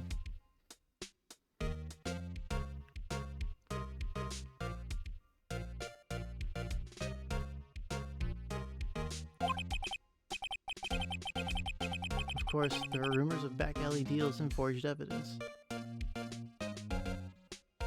Yeah, but I only played it, I legitimately only played it like once before. So, this is more of a memory test for me, and I never finished just, what is it? I didn't finish the second one. Not Trials and Tribulations, Justice for All, I think it's called? No, that can't be it. Cause, now this is gonna show my age because when I think Justice for All, I think And Justice for All by Metallica.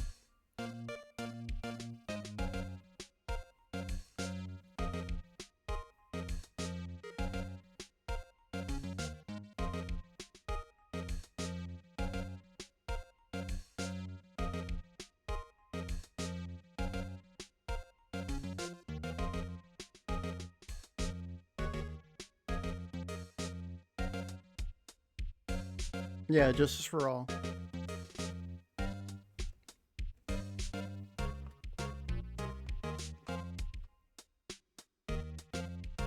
Yeah, but yeah, I didn't finish Justice for All, and I never played Trials and Tribulations, before the trilogy, my experience with Phoenix Wright was Apollo Justice. I think it was his first game or his second game, but I can't remember. But Apollo Justice was my first exposure to the Phoenix Wright series.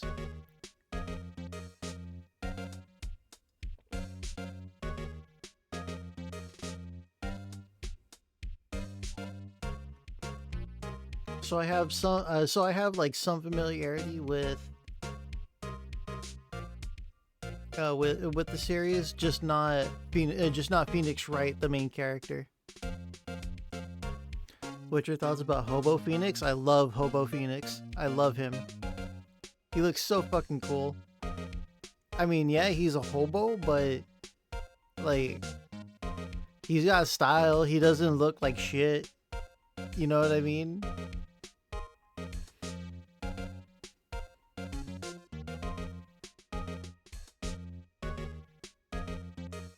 Like, he just looks cold for the most part.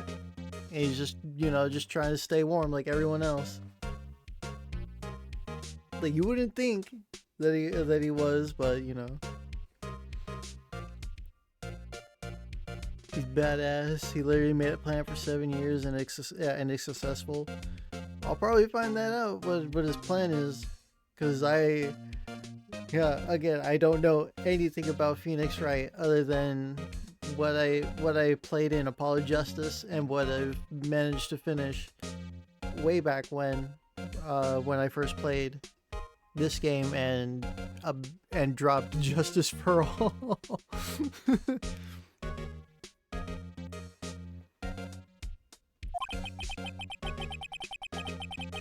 All I know for sure is that Edgeworth hates crime and with almost an abnormal passion. I never imagined I'd be facing him so soon. It'll be an incredible lawyer match.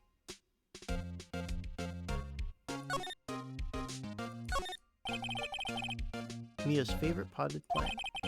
I remember it had this bizarre name no one ever could remember. Ficus. Borderline strict about. Who's that?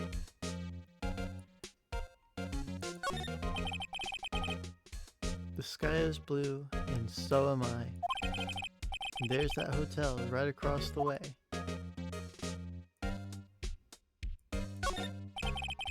An old movie poster. Apparently, this was the first movie that made Mia cry when she saw it. I'll have to check it out one of these days. There's a horrendous amount of legal books here. Scarier still is that Mia probably read all of these.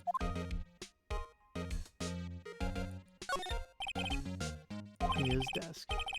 Perfectly clean as always. The only thing missing is Mia.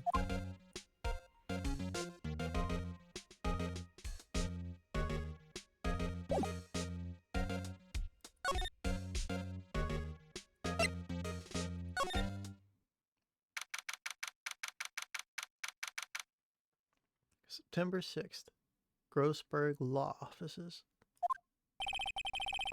According to the receptionist, the big boss is out. She couldn't say when he'd be back. It must be hard to keep track of everything when you're a famous lawyer. Not to mention run an office like this.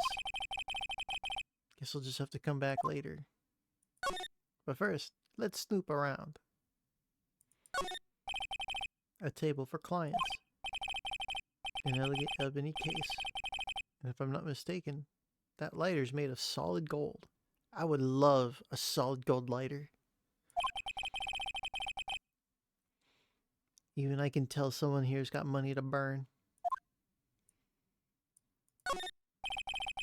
A solid mahogany desk. Personally, I'd go for Cocobolo. The wood's been polished to a deep luster. I prefer a matte finish.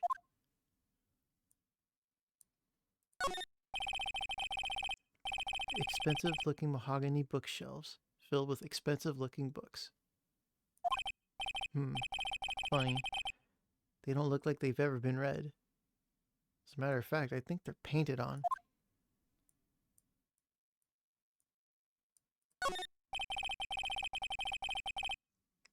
That painting has been bugging me ever since I stepped in here. The oil paint is so thick it's practically giving me a stuffed nose.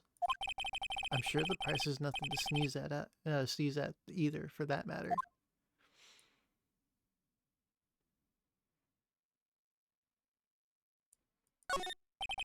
An expensive potted plant. No idea what kind of plant it is, but it's probably the most expensive one available. And then find out it's only like 25 bucks at Home Depot.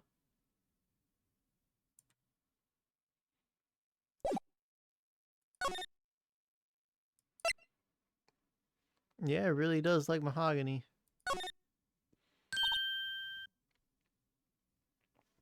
Hey, what is it?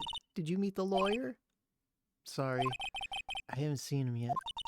I see.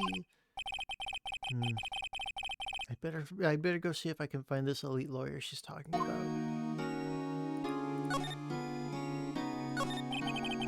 What about your family? I only have my sister. My father died when I was very young, and I don't know where my mother is. Oh no. So she could still be alive. Your mother. The women in my family have been mediums for generations. They say a lot of spiritual power runs in our blood. About 15 years ago, our family was involved in an incident. There was a man, and he ruined our mother's life. Ruined? After that, she disappeared. Several years after that, my sister announced that she would become a lawyer and left the mountain. Oh, so you live by yourself? Yes, I've gotten used to it. Oh, also, I had to become independent or I would lose my powers. I feel bad for her. By herself up on that mountain. I used to live on a mountain.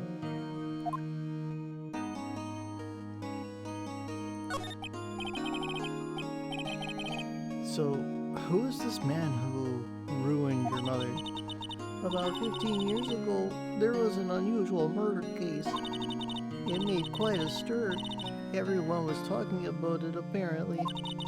The police were running out of leads and they were getting desperate. Wait, they didn't use a spirit medium, did they? The police convinced my mother to try and contact the victim. Wow, so what happened? The case was solved, we thought. You thought? The man my mother helped the police capture was innocent. The police's consultation with the medium had all been carried out in secret, of course. But a man found out about it and leaked it to the press. He told all the papers that my mother was a fraud, and the media jumped on it big time. My mother became the laughingstock of the nation. I see. White. Excuse me? White? That was his name. My sister told me. White. Kind of weird. Do you remember that incident? Sort of.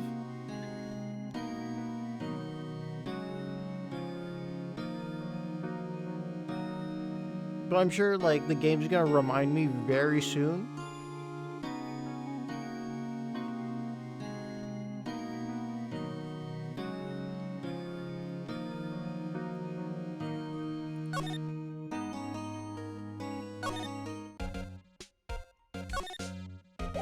Alright, he has nothing new to say.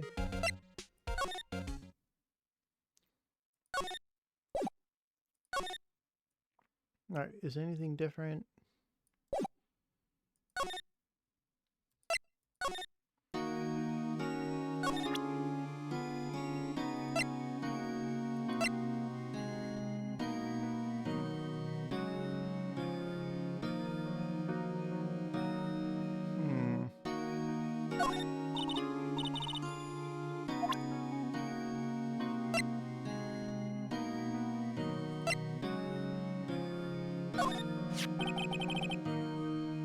remember that receipt? You mean the one with my name on it? Any idea why she... Absolutely none. Do you trust me? Yes. I trust you. Why? Don't you think I did it too? No, I don't. It's just a hunch. That detective thinks I did it.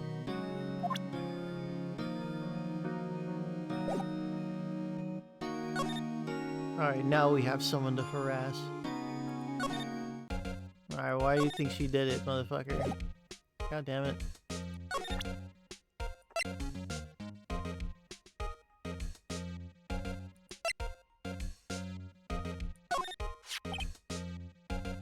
There was broken glass at the crime scene, right? Huh? Oh, that. Seems like a glass stand next to the victim fell over. The glass shards with pieces of the broken stand. I probably shouldn't show him this.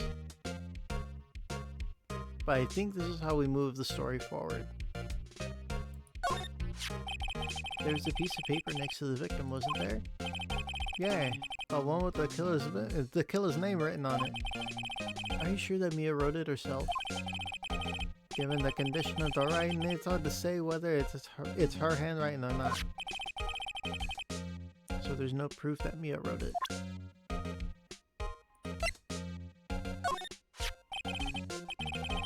Do you know anything about this? The statue. That's the murder weapon.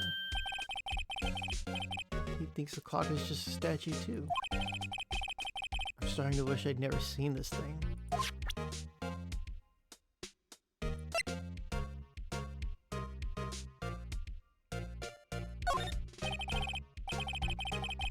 Did you see Maya's cell phone?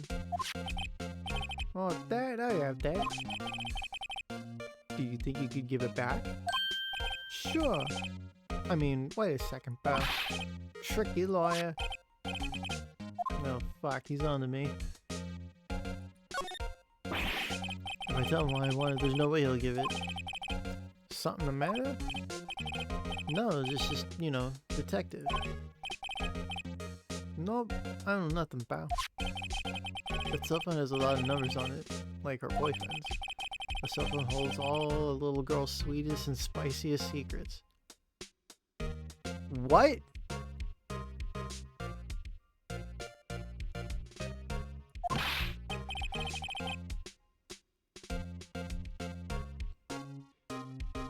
But you're trying to confuse me. Sorry, pal, I already checked all the numbers in memory. Impressive. You're quite the detective. Uh-huh. Ah, here, you can have the phone back. There weren't any suspicious call records in there after all. It seems he didn't notice the recorded conversation.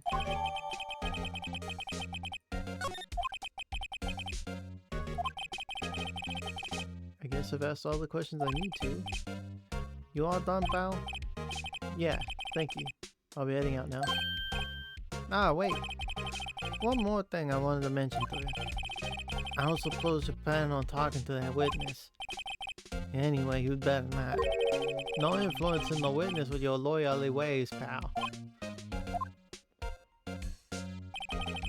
Come to think of it, I'd completely forgotten about her.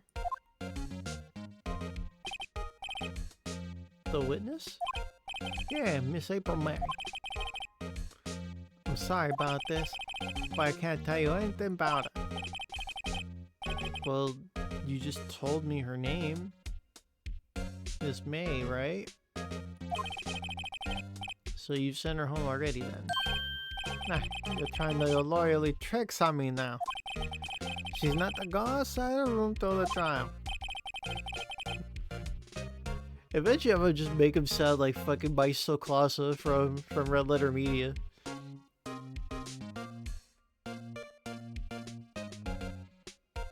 So, she's still in the hotel across the way.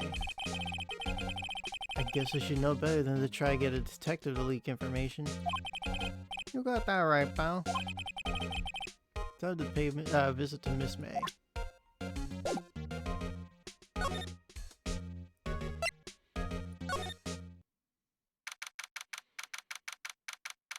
Gatewater Hotel. Change these 2 words and you get yourself a reference to something that nobody remembers. Well, nobody, like, I don't know, under the age of 40 by now.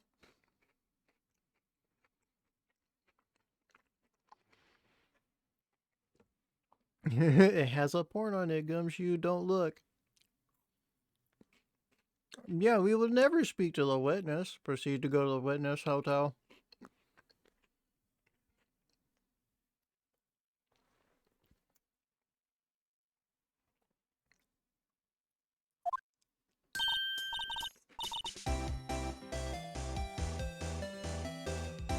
Oh, that's right. She acts kind of like a cat.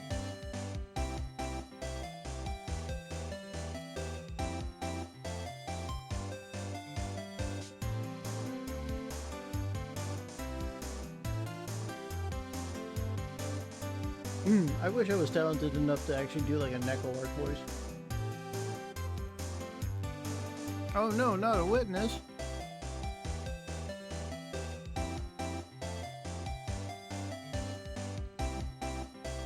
Oh no, they're revealing information to us.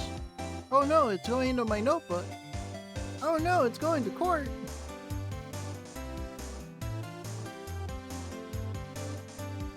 Oh no, it's being used against you. I'm sorry.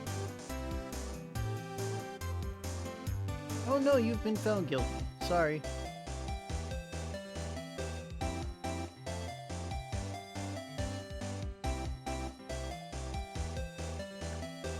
Well, hello there, handsome. Hi. Smooth, right? Real smooth. You're the lawyer, aren't you? The detective told me. He said, don't say nothing that I lawyer, pal. Hee. Memo to self. Thank Detective Gumshoe for making my job harder. Gee, this is all like something out of a movie. It's all so exciting I can hardly contain myself. Oh, let me go freshen up so I can look the part of the beautiful eyewitness. I pity the lawyer that has to cross-examine this one. Foreshadowing. Dun dun.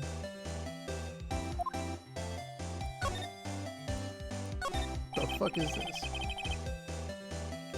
There's a screwdriver stuck in this drawer. I wonder what's inside. Let's take a look. It's a screwdriver. Hey, what are you doing? No touching. Ooh, bad boy. You really shouldn't pry around in other people's rooms now. You wouldn't want to make me upset, would you? Upset? I thought she was going to explode there for a second. I wonder what could be inside the drawer. Drugs.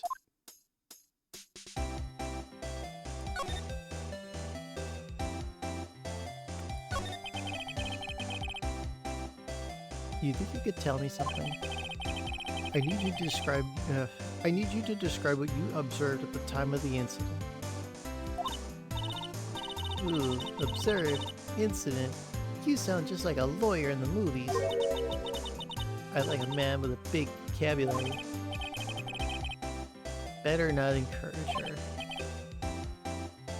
her. You know the thing that happened the other day? The bad thing? What did you see when it happened? Well, I don't suppose you could tell me about it, pretty please? Let me see. Well, dream on. If you want to know, you'll just have to come to court tomorrow, Mr. Lawyer. Oh boy.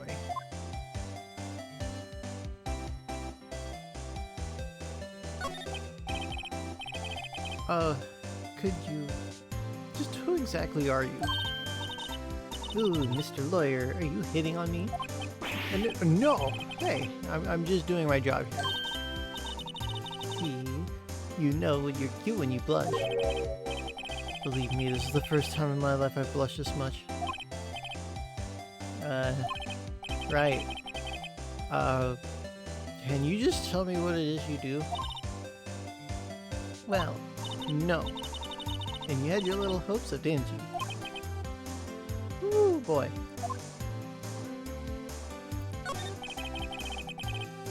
I see there are 2 glasses on the table. Someone staying here with you? Ooh, what amazing powers of observation. Bitch, I thought you didn't know that word.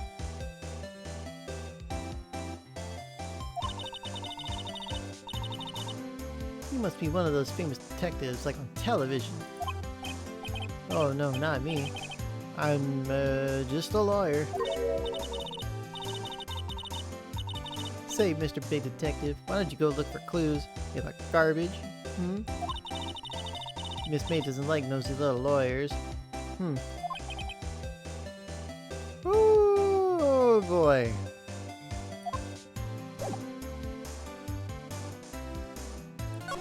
Well, you see this? This badge just means I can ask you whatever the fuck I want.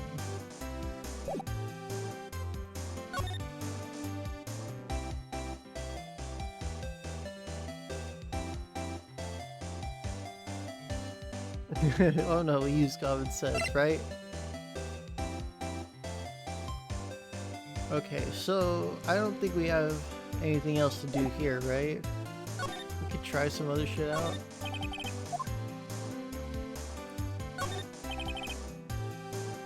The late summer sunlight streams through the window. There's the Fay and Company Law Offices building, of course. You can see the inside of the room pretty clearly from here. I think it would be a little difficult to recognize a face from this distance, though. Really? Would it now?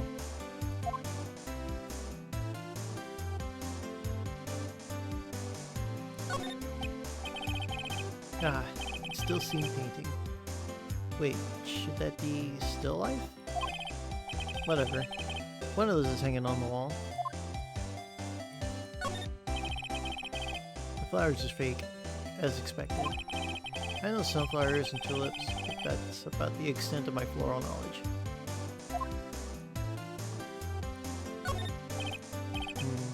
What's inside, I wonder? Maybe later.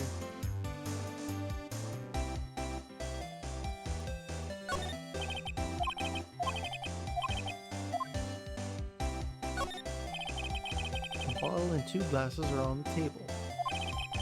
Somebody must be staying with her.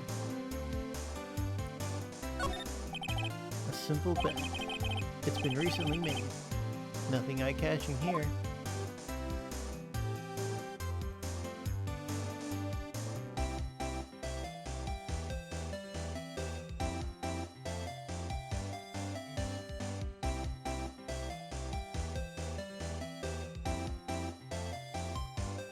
Just gotta run this thing over everything.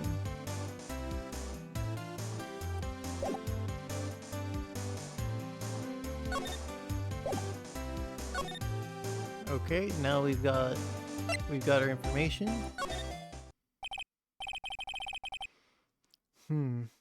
Seems like Mr. Grossberg is out. Maybe I should just wait here for him to come back.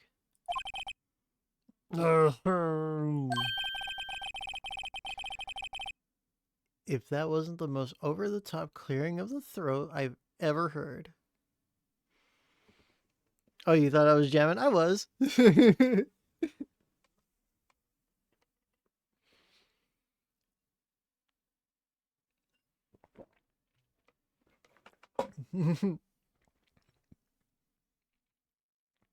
I just like to be subtle about it.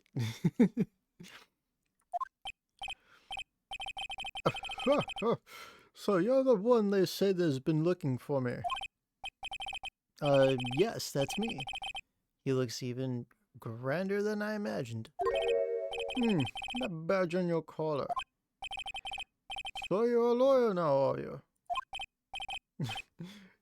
Yes, well, yes. And what do you want? Money? Power? Respect? You'll get none of those things.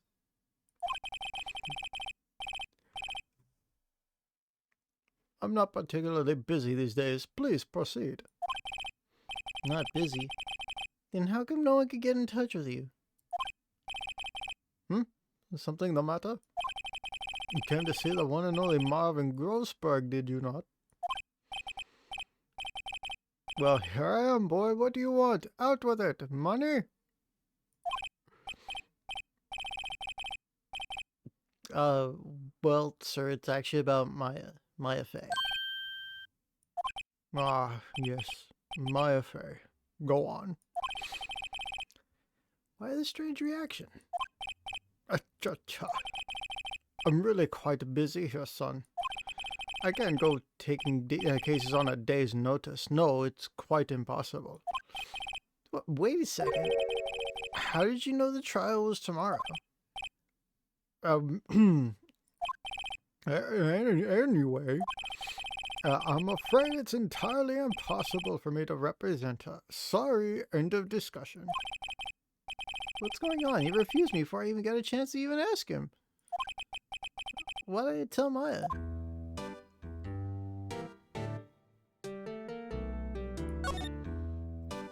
Alright, Colonel Mustard. Let's talk about your refusal. I want to play Clue now because of this fucking music.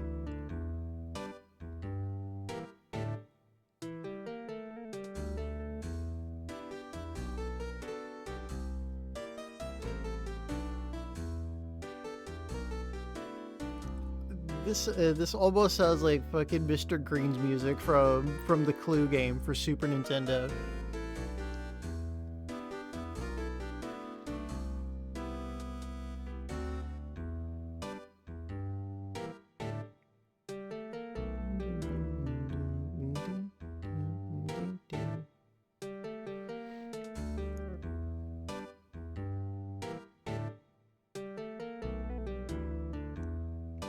And the musical minute has elapsed. How can you just refuse like that? Please, tell me why you won't take the case.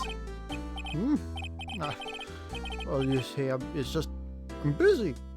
Bitch, fuck off. But the client is Mia Fey's sister. Mia trusted you. She knew her sister would be in good hands. Yes, of course, I know that. However, I'm sorry, but I must refuse. Sorry. Goodbye. Get out.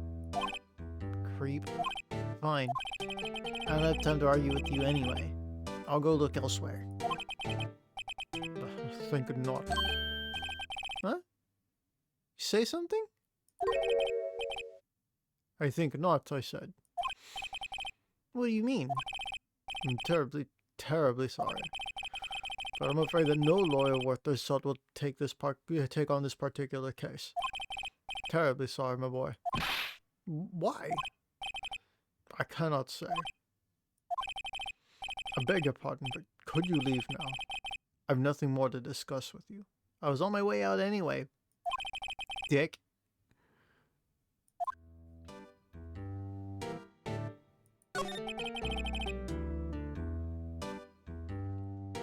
How did you know Mia Fey, first off?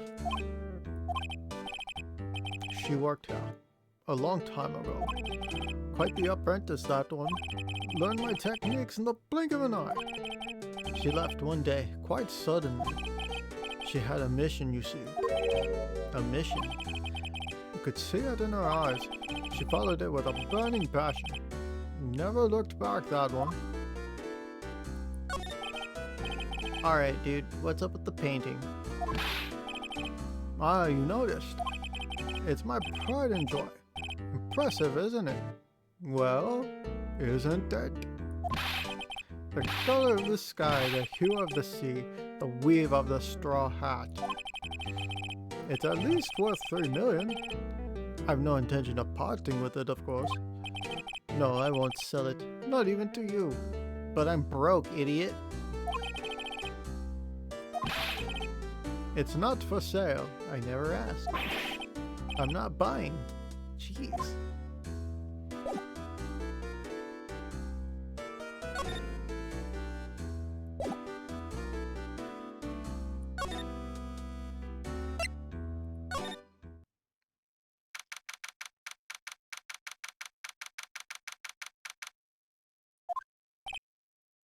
Hiya. Oh, you're back. Did you find the lawyer? Well, what do I tell her? Well, see, just be honest. I really don't think you should use that guy. He didn't seem healthy. He was all skin and bones. What really happened? You don't mean he refused to help? I see. I've been abandoned then. Just a little longer now before the state-appointed lawyer comes, I guess. 4 p.m. Time's up. What should I do? Do I just leave her and go home? Fuck no. I've made up my mind. I'm going to defend her. I'm going to defend you whether you want me to or not. Why? Why? I can't abandon you. No one is as sad as a person without any friends. I know. I've been there. A long time ago. A long, long time ago.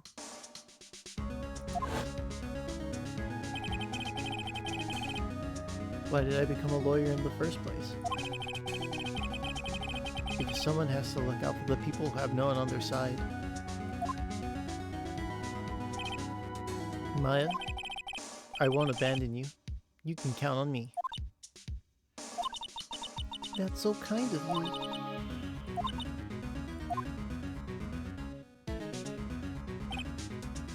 Well, let's fight this one and get you out of here. Right, thank you. She smiled at last. She looks like an entirely different person. One last question. You are innocent, right? Yes. And I trust you, so you trust me too, okay? It's a deal.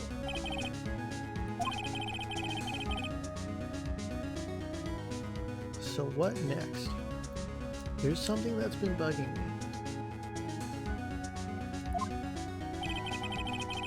Just what was inside that strange woman's drawer? A lady item.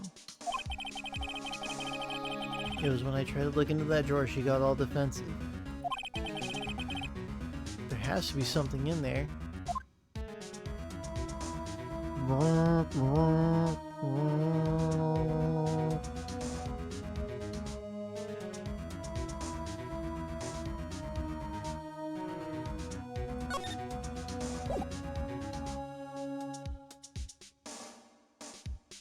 That was a whack joke, I know.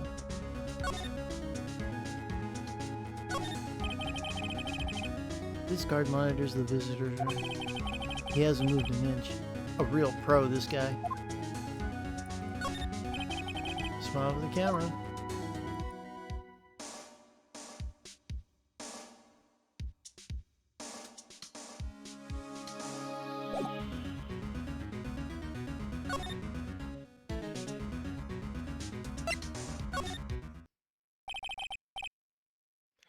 Good afternoon, sir. Excuse me, you are... I beg your pardon, sir. I am the bellboy of this establishment at your service, sir. Oh, right. I've just come up to deliver room service, sir. Do you know where Miss May might be? I believe our guest Miss May is currently using the facilities. If you've no need of anything, I'll be taking my leave. Please, stay as long as you like. Enjoy. Yeah. Wait, no, hey. Why does it seem like every time I come here I end up embarrassing myself?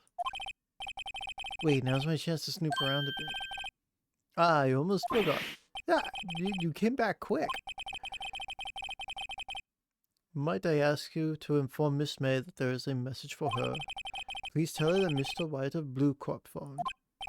Oh, right. Sure. Mr. White of Blue Core. Where have I heard that name before?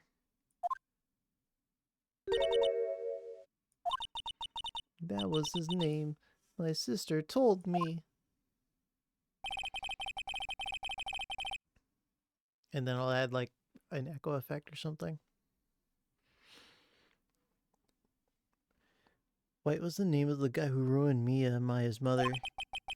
Could it be a coincidence?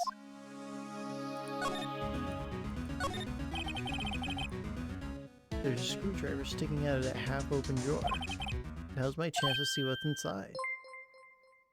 How's it, Diana? Thank you for the follow.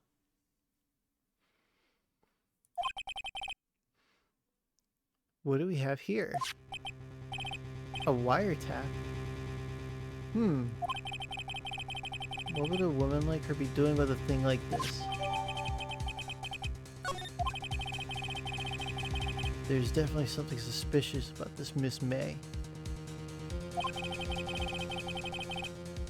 Why would she have something like this in her hotel room? There's a story behind all this, I know it. Alright. I'll be using this bit of evidence in tomorrow's trial, that's for sure. For Maya's sake. I'll get to this woman's... I'll get to this woman's bottom. Wait, I mean... You know what I mean. Oh, bellboy, still there? Uh-oh, time to scram. I look forward to telling it with you tomorrow, Miss May. In court. To be continued.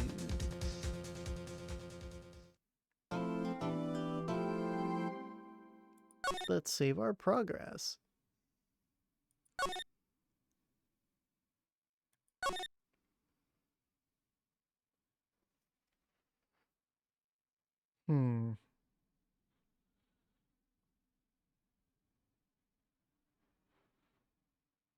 Like I'm still good to go. I don't have I'm not tired or anything.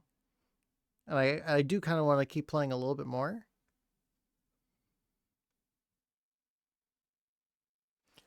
So, so let's take a small moment for a break then. Right, and we're back. We've got some ice. Now we can cool ourselves off.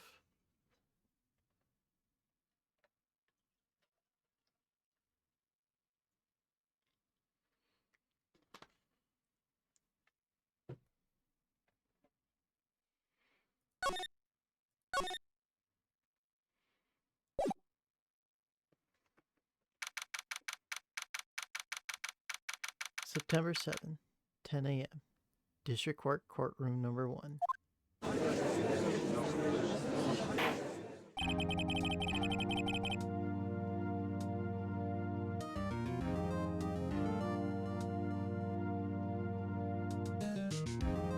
I noticed who's playing the 5th case. I am.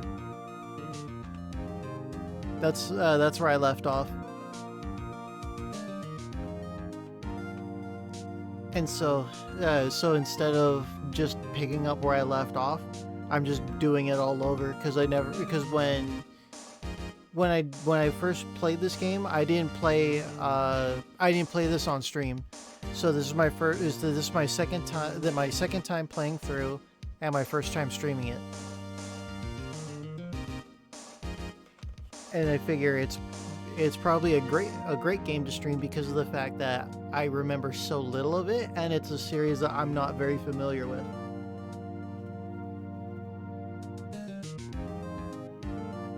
So only case 5, day 1, yeah.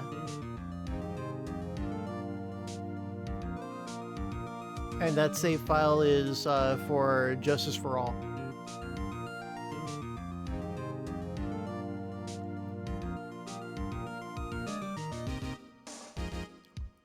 Or what is that save file? Yeah, this is Justice for All. And then this is a different save. So from 3 years ago. Wow, nearly 3 years ago to the day. By like 6 days, 5 days, because I started streaming this on my birthday.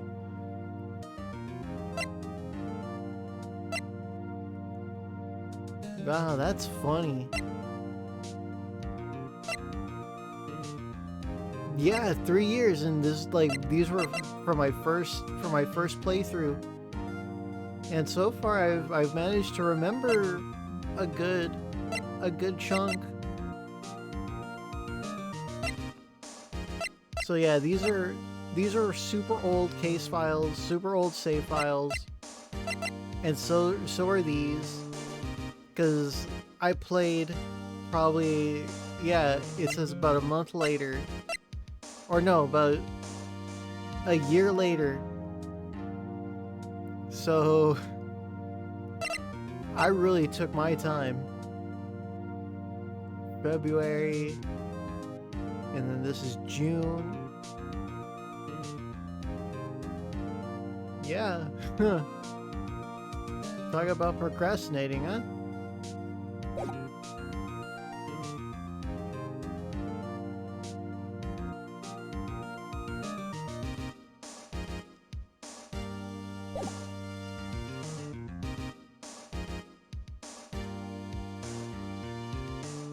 So yeah, I don't remember I don't remember anything from Justice for All. Alright, so court is now in session for the trial of Ms. Maya Fey.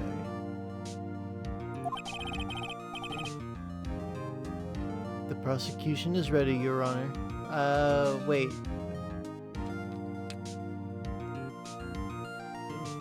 Because I can't give him Zen's voice.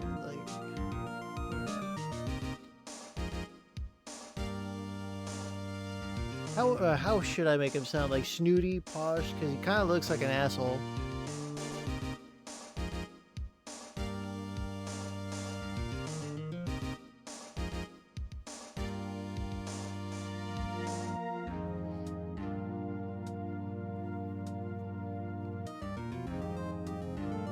Because, like, he's technically corrupt until we beat him.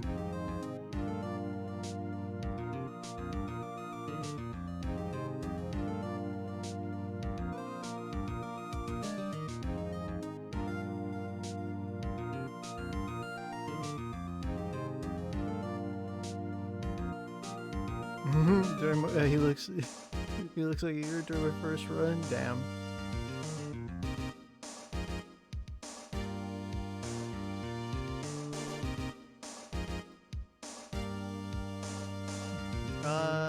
You know what? Let's just make him British. No, that wouldn't work. The prosecution is ready, Your Honor. Like, he thought he's smart, but yes, he did in spin-off. Yeah. That's like, it's so weird and funny how he's supposed to be an antagonist, but then everybody loves him so much instead that he becomes a protagonist in his own game. He only got one game, right? Or did he get two?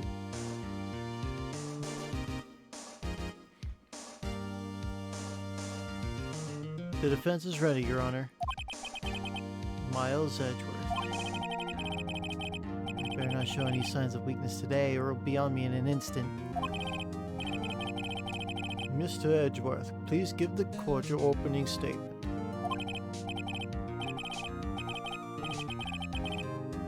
He got a second one, but only available in Japan. That's fair.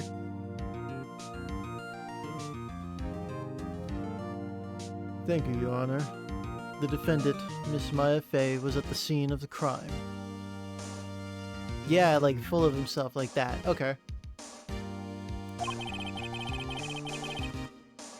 The prosecution has evidence she committed this murder. And we have a witness who saw her do it. The prosecution sees no reason to doubt the facts of this case, Your Honor. I see. Thank you, Mr. Edgeworth. Let's begin then. If we may call our first witness, Your Honor. The Prosecution calls the chief officer at the scene, Detective Gumshoe.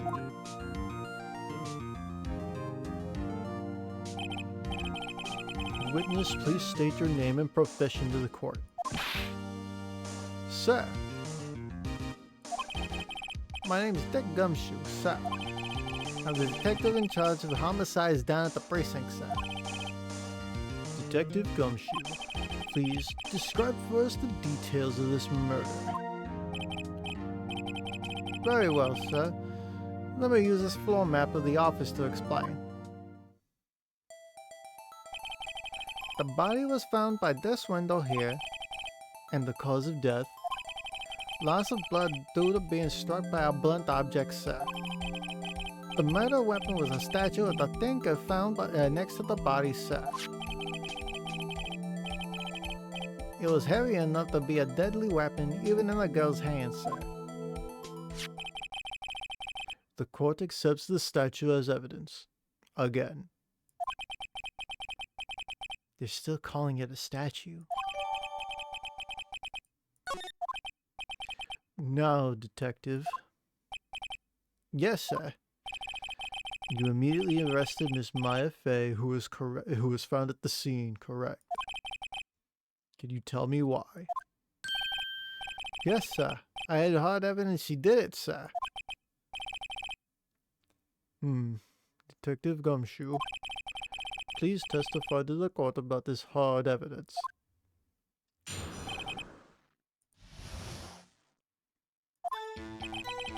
As soon as the phone call came in, I rushed to the scene. There were two people there already. The defendant, Ms. Maya Fey, and the lawyer, Mr. Phoenix Wright. I immediately arrested Ms. Maya Fey. Why? We had a witness account describing her. The witness saw Ms. Maya Fey at the very moment of the murder.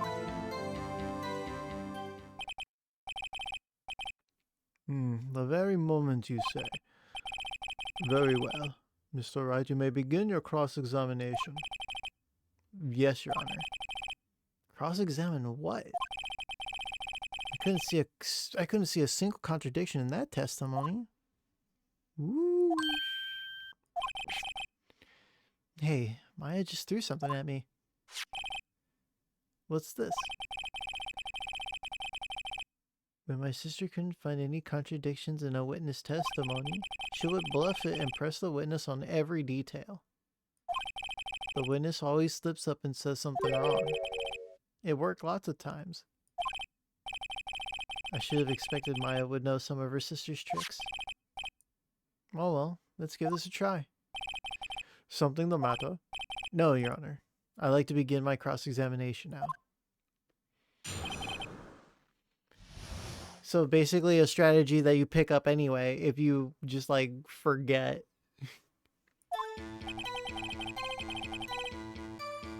Gotta go, need to sleep. Good night, good luck with the case. Hey, no problem, man. Yeah, thank you for the follow. Thanks for hanging out. And you have a good night. So let's see. We'll just fucking question everything he says. Who did you say you got a call from? Hey, pal, don't play dumb. You know who. The call was from a customer at the Gatewater Hotel right across from the crime scene. Okay, it pressed. Not sure it did much though. Right. Please continue. There are two people there already. Detective Gumshoe, how long would you say it took between you receiving the call and your arrival at the scene of the crime? Right. Say it was about 3 minutes. It's pretty fast. Our motto this month is quick response. So I got there before the killer got away. Indeed. So, tell us who the two people you found on the scene were. Yes, sir.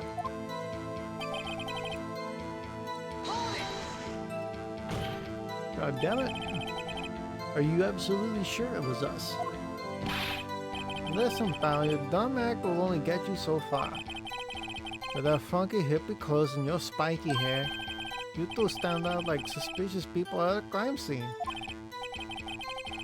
Well, he does have a point about her. She is pretty unmistakable. I should pick my points to press with a little more care.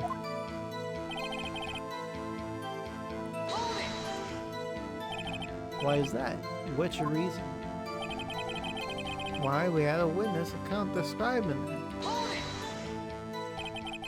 Hold on just one second. Yeah. If I heard correctly, you said you arrested her because you had hard evidence she did it, correct?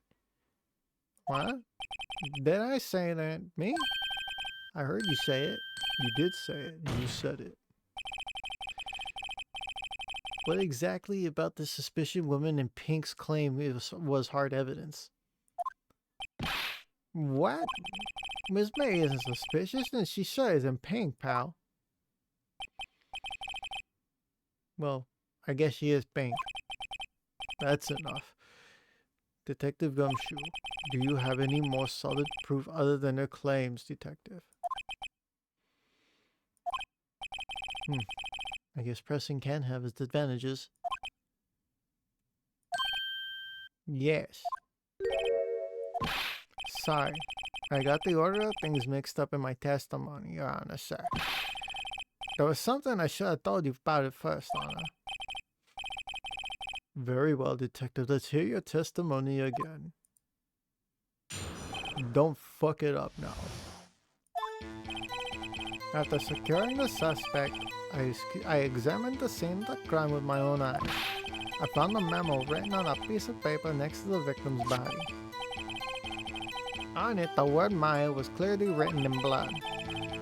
The lab test results show that the blood was the victim's.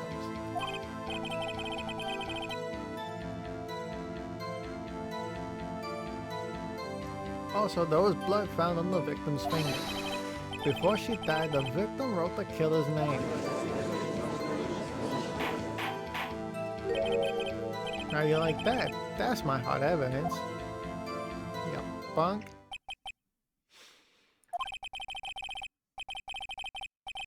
Before we begin cross-examination, I have a question for you, Detective. Your Honor. Why didn't you testify about this vital piece of evidence the first time? Yeah, I know. I'm real embarrassed. I forgot about it, Your Honor, sir. Try to be more careful. You're a cop, damn it. Very well. The defense may begin its cross-examination.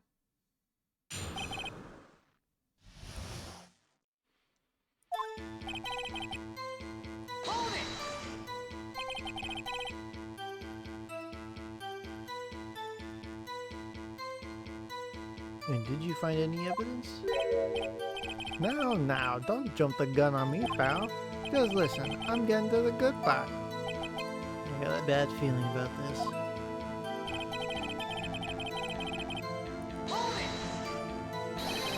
Just because you found it next to the body doesn't mean the victim wrote it. Huh. Then who did write it, smarty pants? Who? Yeah, I did, motherfucker. The killer. Anyone can see that. Huh. You're saying the killer wrote her own name. Buddy, please. She was framed. Hold on. If that's the case, where's your evidence?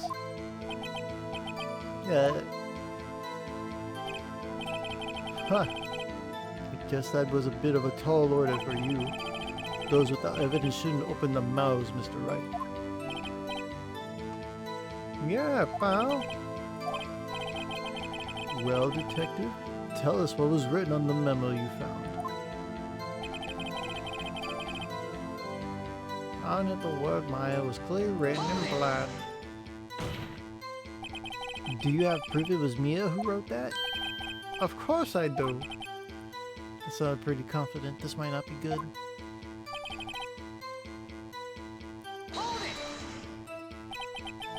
What kind of tests were these again? What kind? Well, I had to take the little bits in the blood the Humor, the Roman, the Hobgoblins. I refuse to testify on this matter, pal. I'm no expert on blood tests. Yes, it was quite clear. You may continue with your testimony. Thanks, pal. I mean, Your Honor, sir. Detective Gumshoe. Yeah? I look forward to your next evaluation, as should you. Oh, fuck. That was a mess. Right, where was I?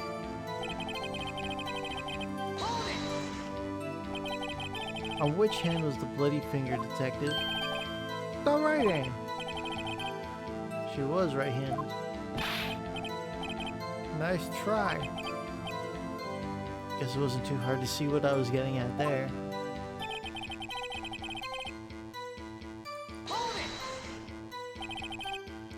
Detective Gumshoe, do you get a lot of cases where the victim actually writes the killer's name? Sure, happens all the time in books and the movies. This isn't a movie, detective. Why? Let's talk about reality, shall we? I guess. I haven't heard of many cases. No. Don't you find it a little odd that the victim would write down a name? Especially the name of her own sister? Yeah, actually, you got a point, pal. Stop right there. The witness's opinion on the matter is irrelevant. The facts are clear. The victim wrote down the name of the accused. The victim told us the name of her killer. Order, order. That didn't go so well. That's right, what he said. That's his whole testimony. Alright, there's gotta be a contradiction in there somewhere. Let's find it.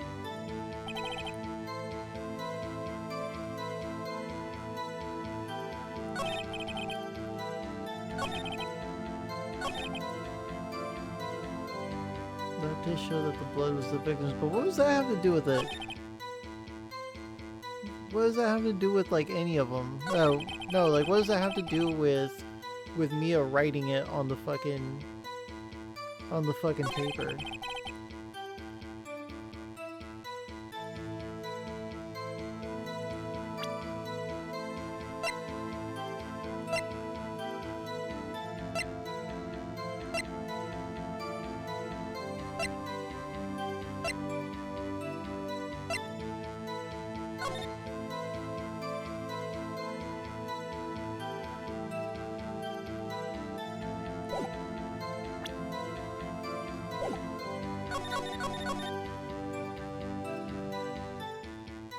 No, what up, Satch? Like, this guy didn't do it, but we gotta figure out what the wrong shit he is that he's saying.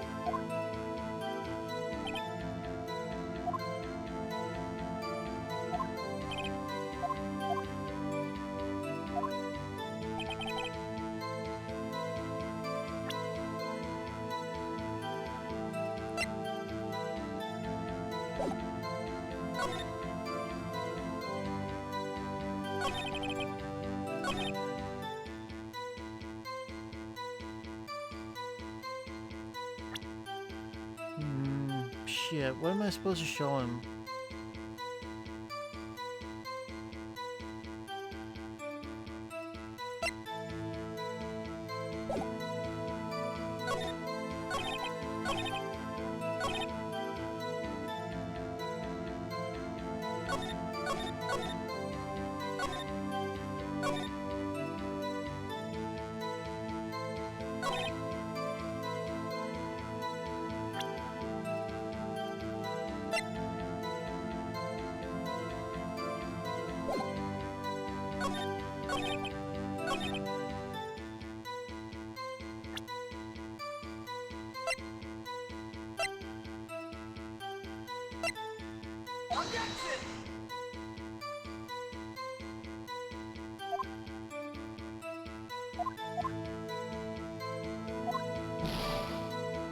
Damn it.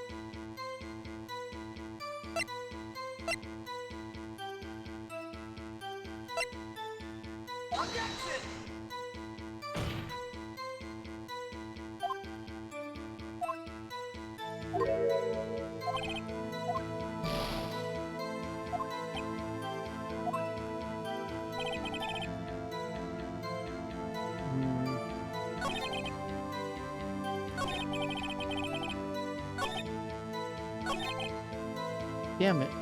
I can't remember.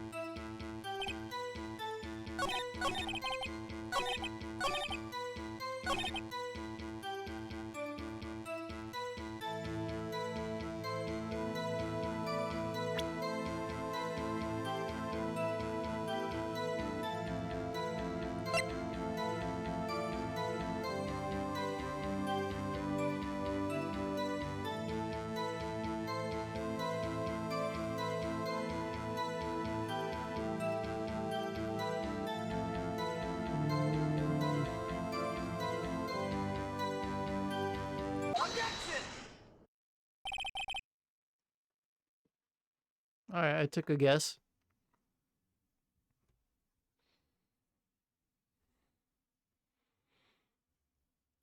Detective Gumshoe. There's one thing I want you to clarify for me here. You said the victim, Mia Fey, wrote this note. That she was accusing the defendant, Maya Fey. That's what you're really saying. What? This isn't one of those lawyer tricks now, is it? Of course she wrote it. Who else could have? You have it backwards, detective. Backwards? The victim is the only person who absolutely could not have written it. This is a report from your department, detective. Immediate death due to a blow from a blunt object. Immediate death. She died immediately. But no butting your way out of this one, detective. Order, order. The defense has a point. Someone who died immediately wouldn't have had the time to write anything down. Mr. Wright, I beg your pardon, but when exactly did you obtain that autopsy report? When? I forgot. I'm sorry, I forgot. Forgot, you say? It was the day after the murder, Your Honor, sir. I was the one who handed it to him myself, personally. Right. The prosecution's point being...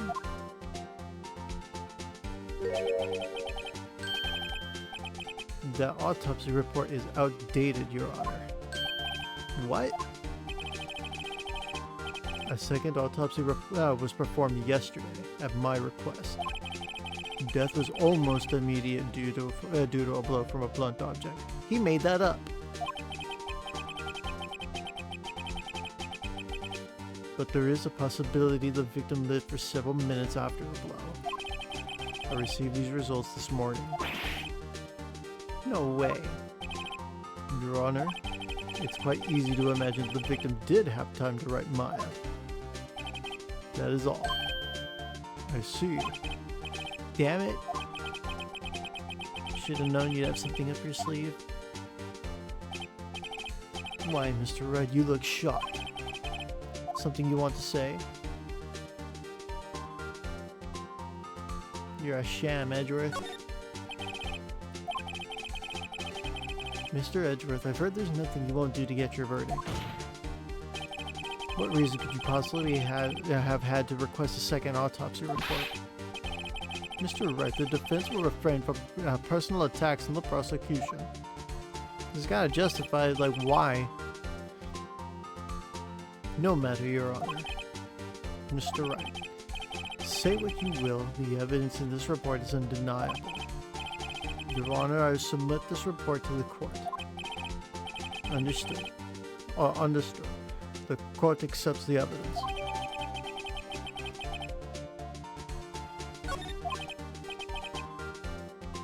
Well, Your Honor, the evidence strongly suggests the victim was identifying the killer. Not the other way around, sorry. I suppose that's the obvious conclusion, yes. Damn, this isn't good.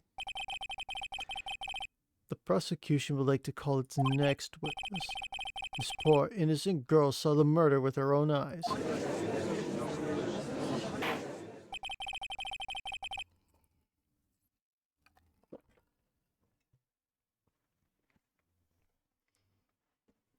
Let the witness, Miss April May, take the stand.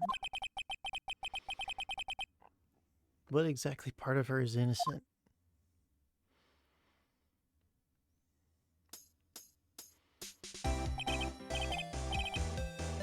Witness, your name, please. April May, at your service.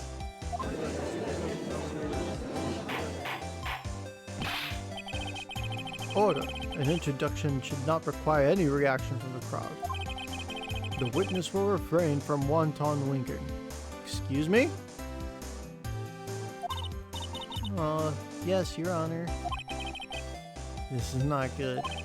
She's already captured the heart of every man in this courtroom. Tell us, where were you on the night of September 5th when the murder occurred?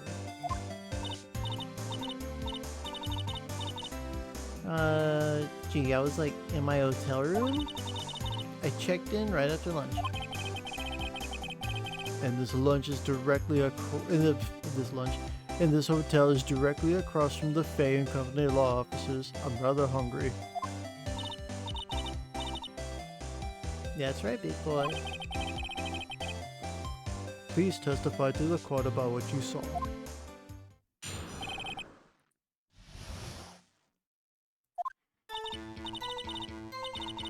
It was like 9 o'clock at night. I looked at the window, you know. And then, ooh, I saw a woman with long hair being attacked. The one attacking her was the mousy girl sitting in the defendant's chair. Then the woman was like, dodged to one side and ran away. But that girl, she caught up to her and she hit her. Then the woman with long hair, she kind of like slumped. She was slumped. The end. That's all I saw. Every little bits.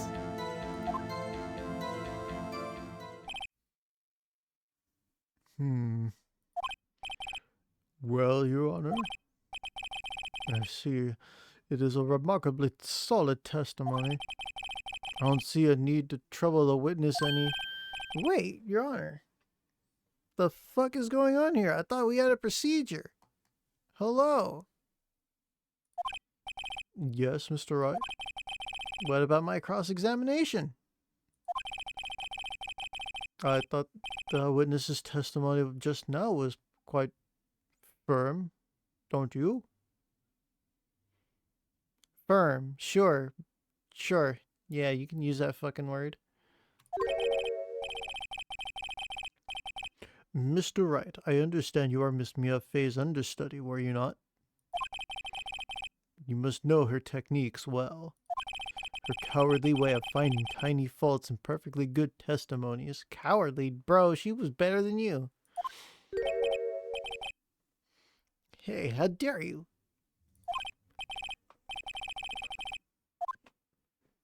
Yes.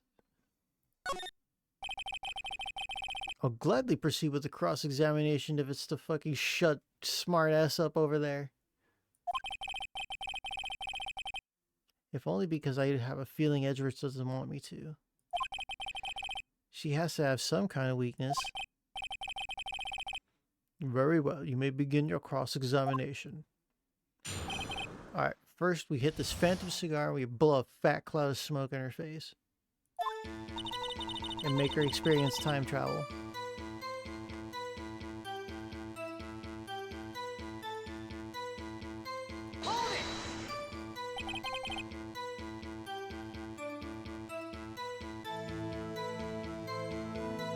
Now, why did you do that? Huh? Why? Like, why what? Why did you look out the window? Were you expecting to see something? Oh, well, gee. That's it? She can't get out of this question that easily. I sort of, you know, had a feeling. Well, I have a feeling she's trying to avoid the question. Maybe I should press a little harder on this one. Phrasing, Phoenix.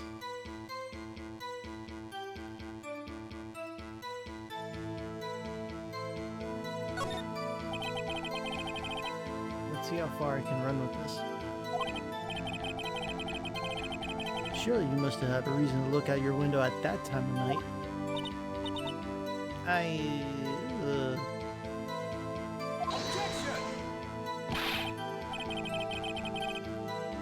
Mr. Wright, I will not have you badgering my witness.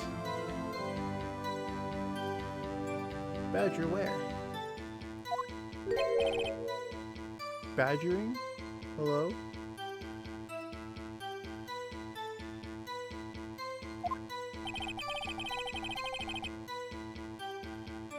You insist on needling her with these trivial questions. damn it. I really don't think it should be allowed.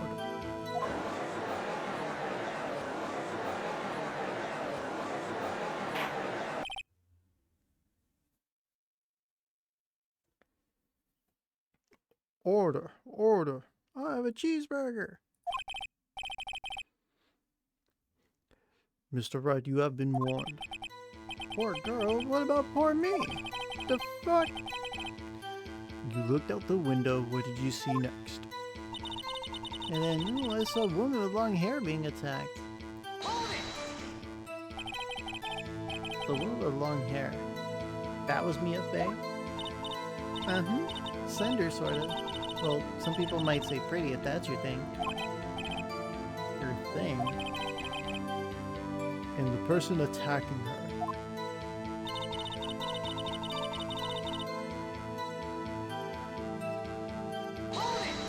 The mousy girl?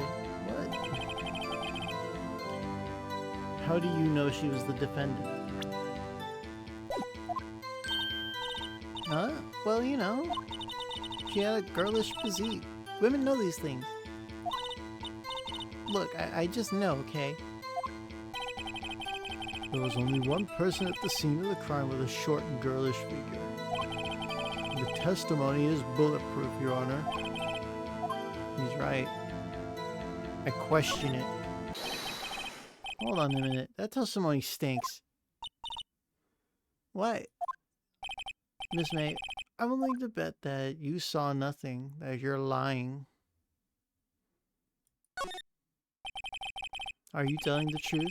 Did you really see the defendant?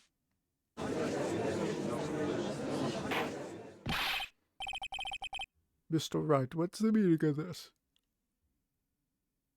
Oh, excuse me. Yeah, we have been at this for 8 hours. Well, nearly 5?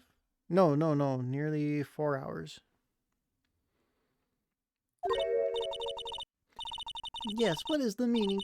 Somebody tell me because I'm clueless about this, I mean. Wait, wrong voice.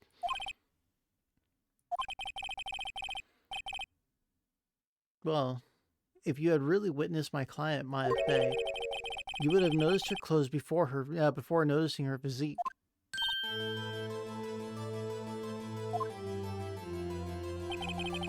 No one wears clothes like this on a daily basis, except her. And I'm no expert on fashion, but her hairdo looks far from normal to me. However, the witness's testimony mentions neither of these things. The testimony is bogus.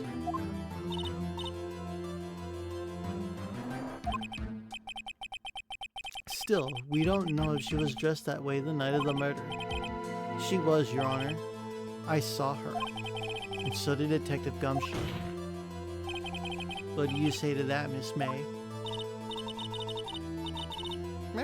What are you trying to say, you mean lawyer?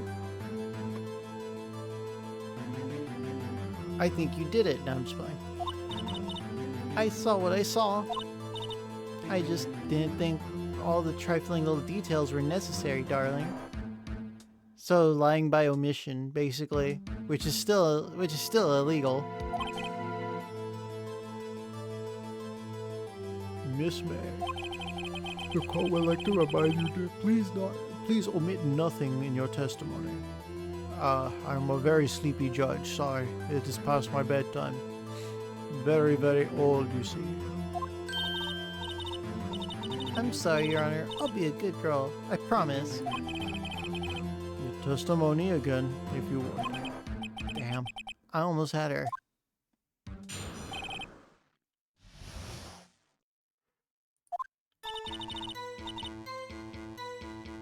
I did see everything, I did. The victim, the woman, dodged the first attack and ran off to the right. Then the girl in the hippie clothes ran after her. And she hit her with that weapon. I saw it, I did. That clock, that kind of statue-y clock. The thinker, I think? Does the accuracy of my report not startle you? Now how would you know that it was a clock? This was the same question that we asked Mr. Solid earlier. How did you know that it was a clock, lady? Because everyone else thought it was just a statue. I thought it was a statue.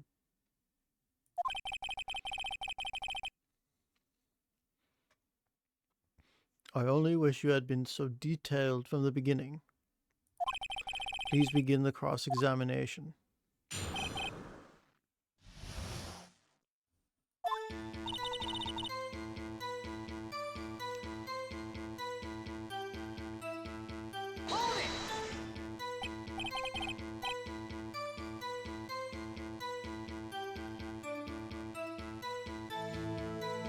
So you saw me then too? Of course. I remember that spiky hair anywhere. Spiky? The witness will refrain from personal attacks on the defense attorney. Was I a bad girl? I'm sorry. Very well, continue. The victim, a woman? Is that right as in your right, as you looked from the hotel?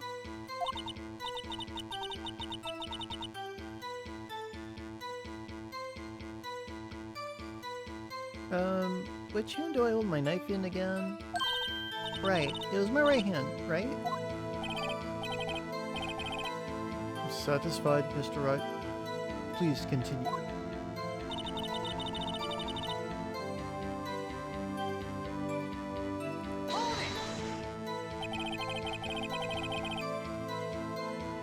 How convenient for her to, how convenient for you to remember her hippie clothes.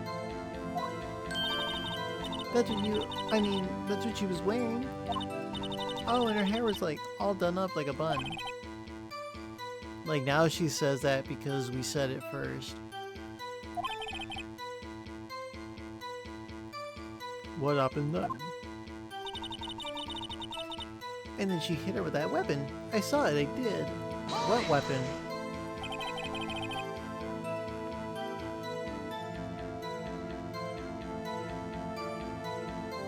Where did this weapon come from? She picked it up from the desk. I see. What sort of weapon was it?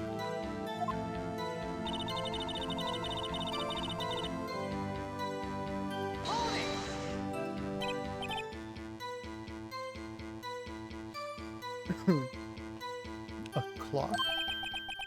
Didn't this come up in another testimony recently?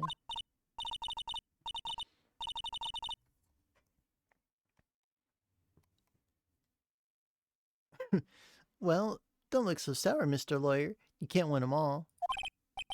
No, but I have a feeling I'm onto something now. That clock. Kind of statue-y one.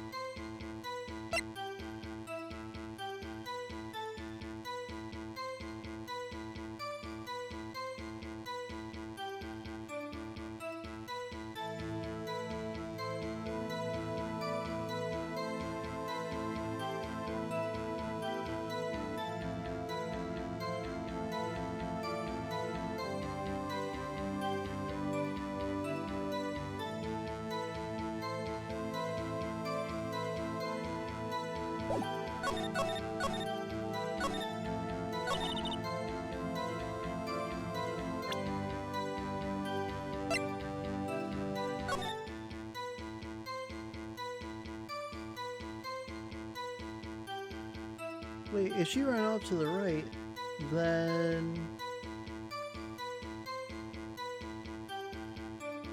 how the hell was she, like, found up against the windowsill?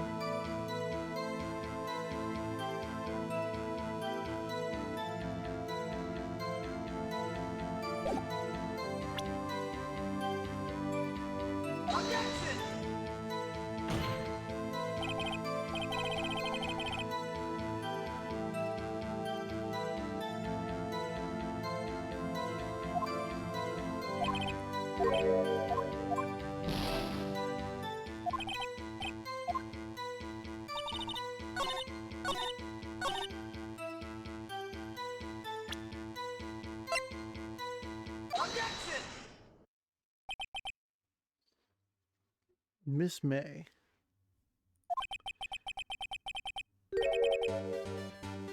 What you said just now was quite revealing.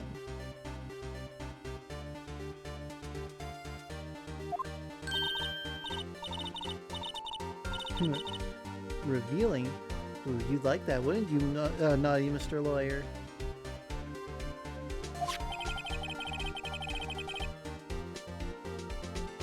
You just said that this statue of the thinker was a clock. But there's no way of knowing that just by looking at it.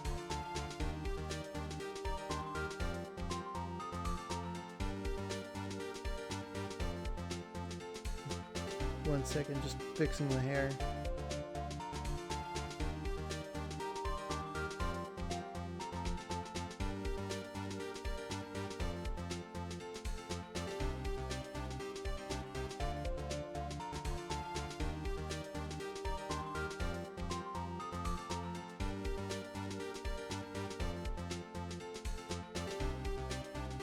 There we go.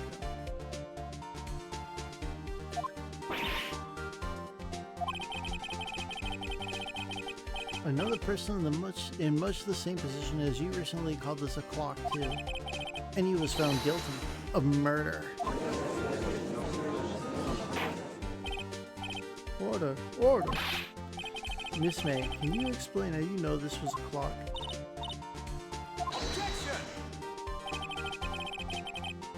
The witness saw the murder with her own eyes. That's all that's important here. The defense is trying to confuse the issue with trivial concerns. Yes, of course. You will withdraw your question, Mr. Wright.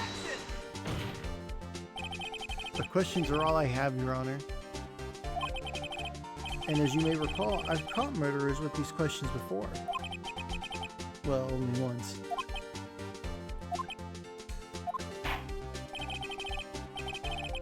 Objection sustained.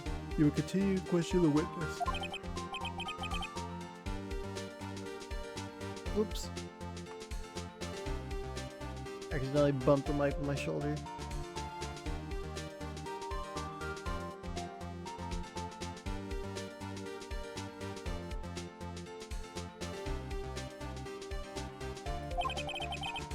If you stopped me there, the trial would be over. What? So what happens now?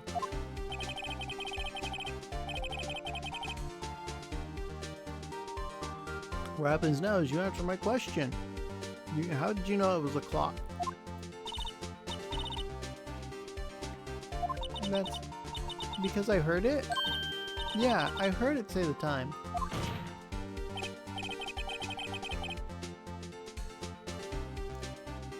So you've been to the law offices of Fay and Company? No, I didn't say that. Why would I go there?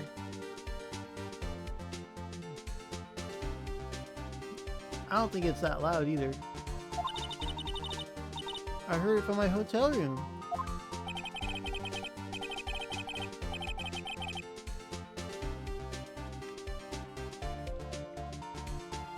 The law offices of Fay and Company where the murder took place is very close to the hotel.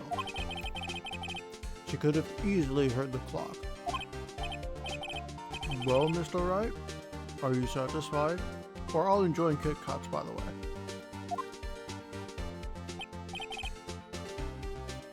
No, Your Honor. I can't give up now. I'm not satisfied because it couldn't have rung.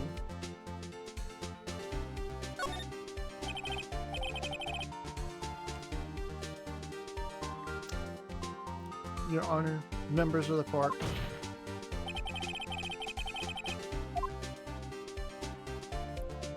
It's inconceivable that the clock in question rang. It's broken.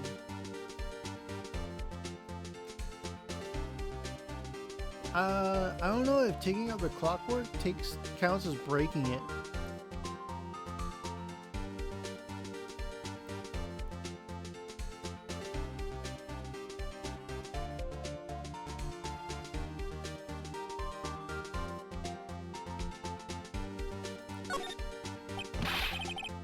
I think it's broken. That clock's busted. You think? Just look at it, Your Honor. Please examine that clock. Oh. See anything interesting, Your Honor? Well, I'm not sure I would call this broken, but I doubt it could ring. This clock is missing its clockwork. It's quite empty. Yeah, that would technically count as broken, sort of, like on purpose?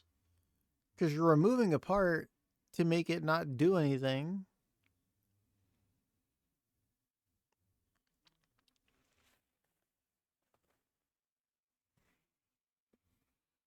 But I guess that's one of the freebies the game will give you.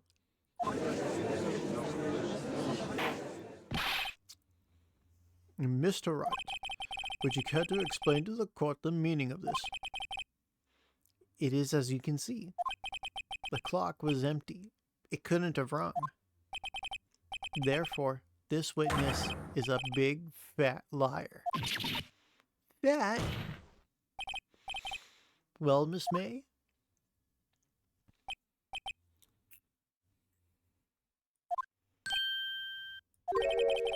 Quite a show you put on for us, Mr. Wright. He knew the clock was empty. Somehow he knew.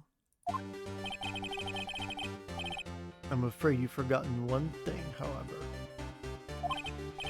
Indeed, the clock is empty, as you say. It can't ring. However, we must ask, when was the clockwork removed? If it was after the witness heard the clock, then there is no contradiction.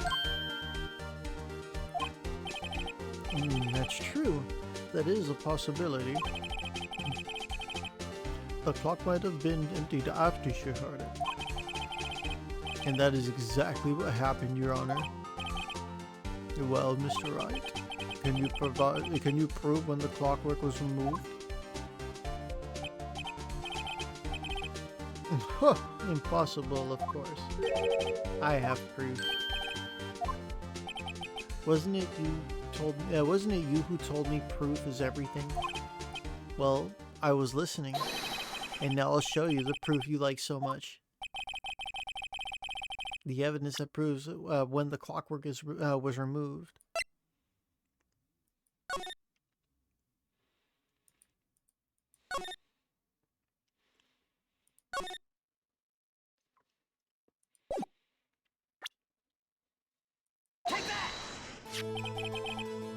Take a look at this. It's a very cute cell phone.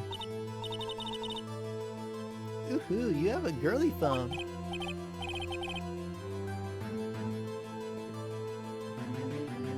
Wait, this isn't my phone. Listen. This is the defendant's cell phone, and it contains a recording. A recording of a conversation she had with the victim on the day of the murder. Order. Defendant's cell phone? This wasn't brought to my attention. Perhaps Detective Gumshoe overlooked it. But the good detective better remember he's up for evaluation soon. Well, Detective Gumshoe's gonna get fucked with.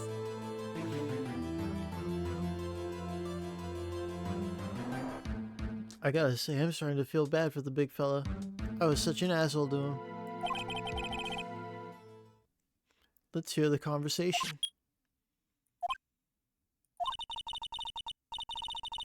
So you just want me to hold on to the thinker for you then?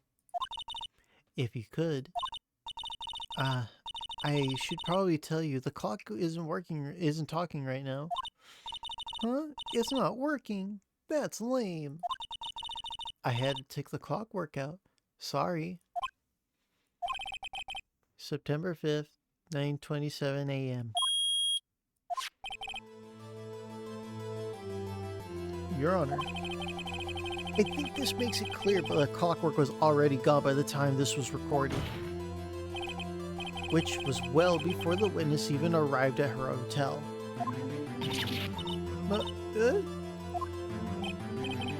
Well, Miss May? Would you care to explain this to the court? Just how did you know that weapon was a clock? Well, isn't it obvious? I saw that clock before. Or what store was that again? I go to so many. Oops, I forgot. So the witness has seen her before. That would make sense, except it doesn't. Does the defense have any objections, Mr. Wright? Yes. The witness claims she has seen it before, but this directly contradicts a piece of evidence already submitted to this court. Well then, let's see it. Please produce this evidence that will prove the witness had not seen the clock before.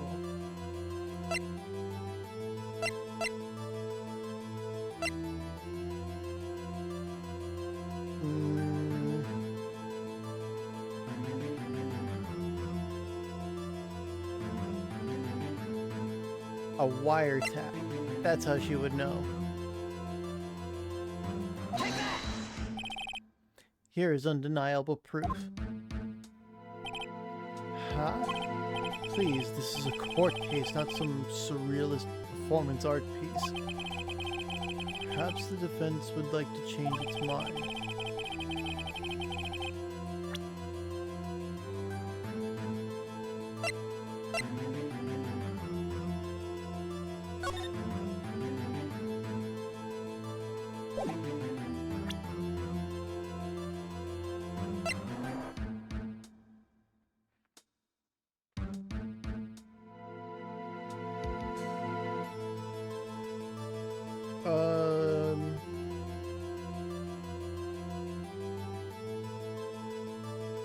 I should have something, right?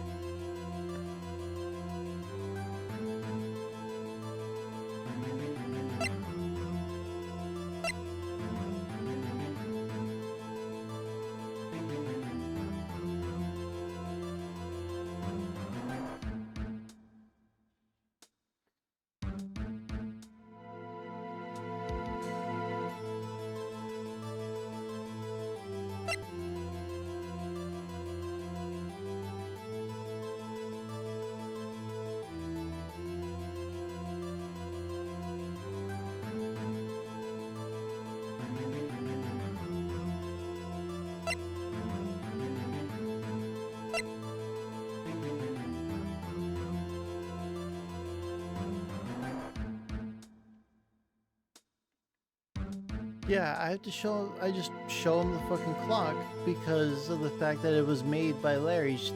Yeah, you can't see this in a store. It's simple. This clock was never in any store, ever.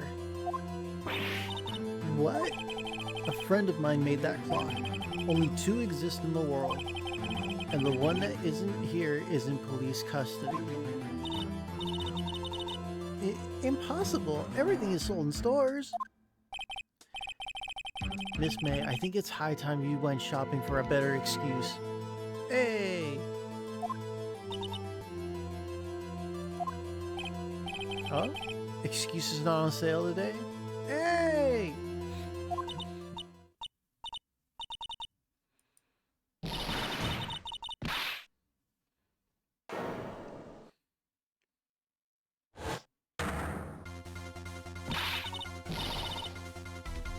What's it to you, porcupine head?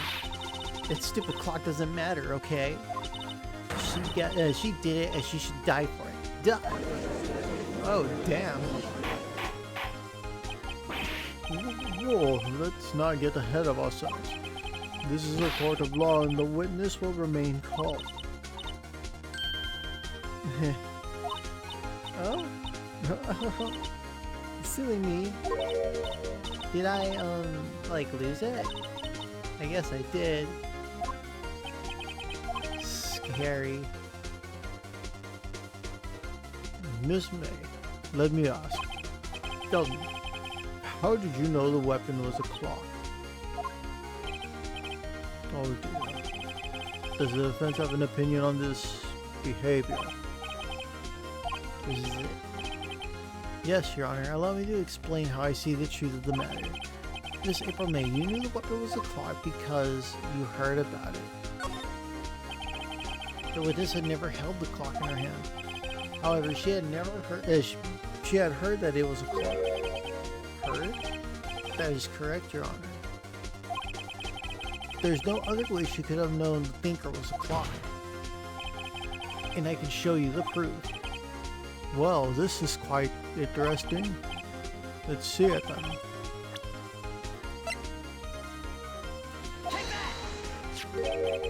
Have a look at this. That, I found this in Miss May's room. Mr. Wright, please explain to the court what this is. Miss April May, you were tapping the victim, Miss Maya Faye's phone, weren't you?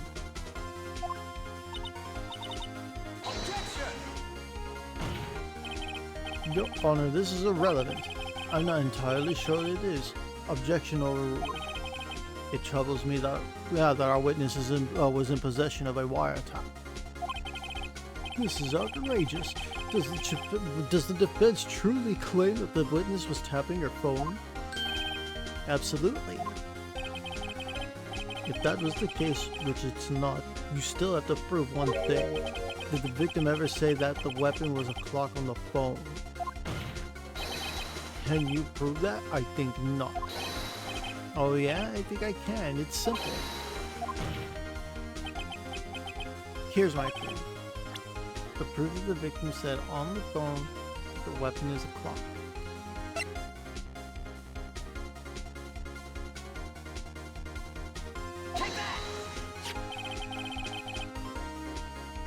I present the defendant's cell phone. Yes, we've seen that. Listen once more to the conversation between the defendant and the victim. Mia, what's up? You haven't called in a while. Well, actually there's something I want you to hold on for me. Again? What is it this time? It's a clock. It's made to look like the statue, the thinker, and it tells you the time. Miss April May, you used a wiretap to listen to this conversation. And that's how you knew the thinker was a clock.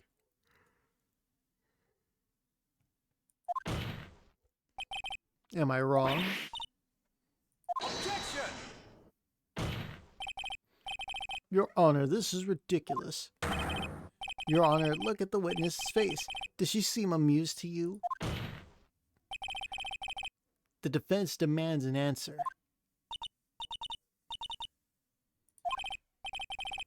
Witness, answer the question. Did you tap her phone? Miss May. Shut up, all of you. What gives you the right to talk to me like that, you lawyer?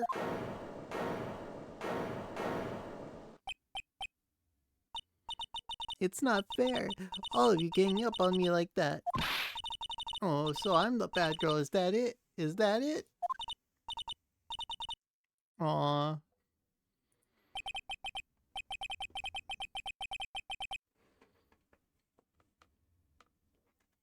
That did it. The court's seen the real Miss April May now. Now to deal the final blow. Why the wiretap? Why did you tap her phone? Answer the question. Do I have to?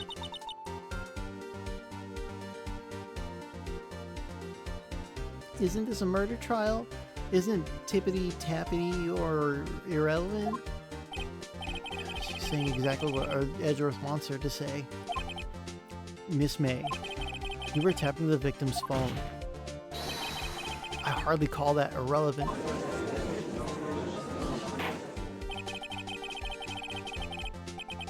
While the court does not condone the defense's tone of voice, he has a point. Well, Miss May, do you have an explanation for the court? Can you provide you had nothing to do with this murder, even though you tapped her phone? Ha! I like to see her pull that off. Mr. Lawyer, I saw that evil grin. You were probably thinking, I'd like to see her pull that off, weren't you? Damn, she's good. Well, you're not the first man who's thought that, and of course, I can and will. Can't be serious. No way. Way, I say, way. And I assure you, I'm serious, Mr. Liar. Okay, so the killing happened around 9 o'clock at night. Why, that's just when I was getting room service from the sweet bellboy. Room service? Iced coffee, I believe it was. Iced coffee, you know, like normal coffee, but cold. If you don't drink it quick, the ice melts and you have regular cold coffee. Think I'm making this up? Ask the bellboy. Ergo, the witness was not on the scene at the time of the murder.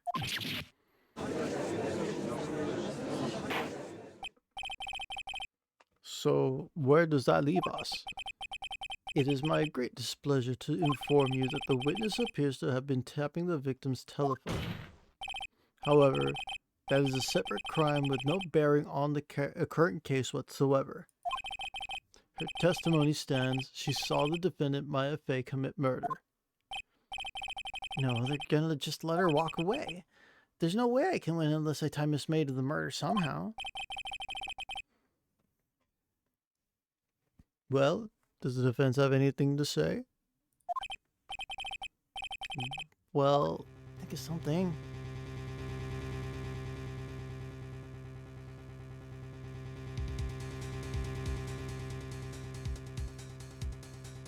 Well, fuck it. Call the bellboy as a witness. The defense would like to call the hotel bellboy as a witness. There's something suspicious here and I'm going to get to the bottom of it.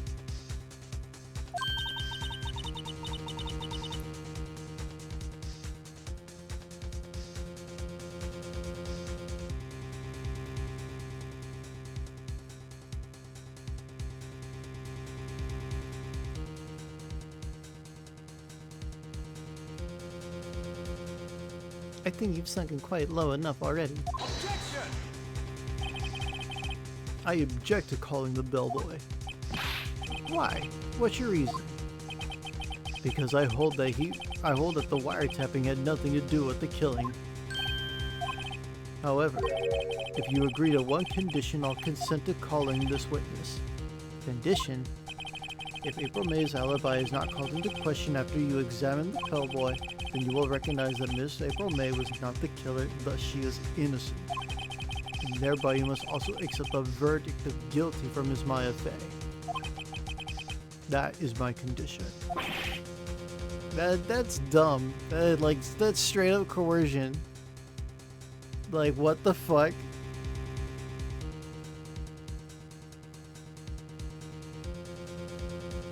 If we question this one guy and doesn't make us look at her all weird, well then that you have to let us just fucking call your client guilty and send her ass to jail.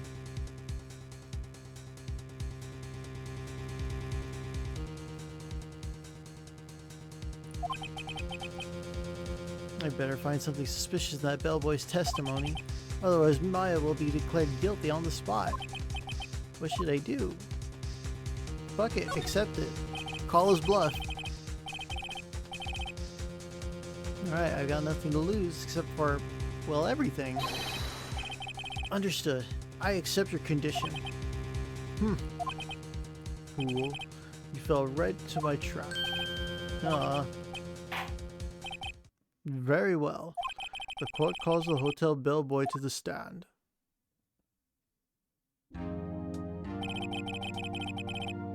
I believe we're ready for the witness to testify.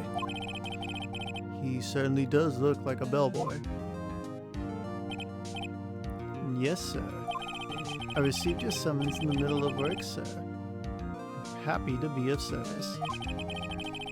That tea set looks rather heavy, so without further ado, the witness may begin his testimony.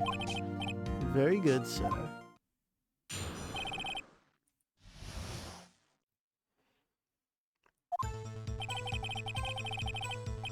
I am the head bellboy at the fine Gatewater Hotel, in business for 4 generations. I believe I received a call after 8 o'clock in the evening from our guest, Miss May. She asked for an iced coffee to be brought to her at 9 o'clock on the dot, sir. I brought it to her at precisely the requested time, of course, and I delivered the iced coffee to our guest, Miss May herself.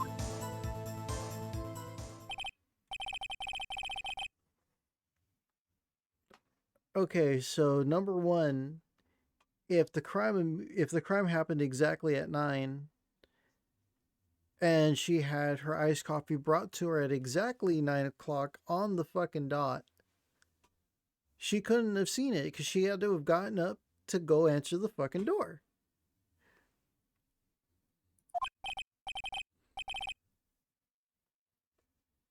Right, I'm ready. I hope.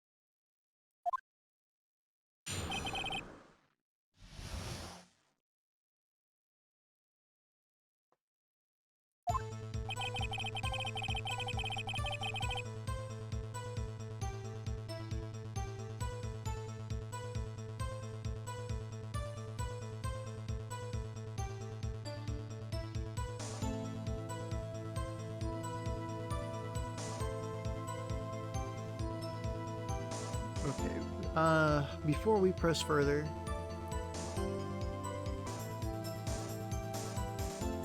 and we're back.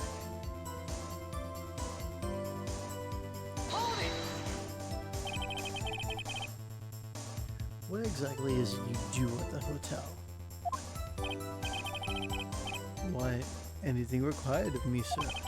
I check in guests, I check out guests. I clean rooms, I make beds. I even deliver room service, sir. I check Miss May in personally.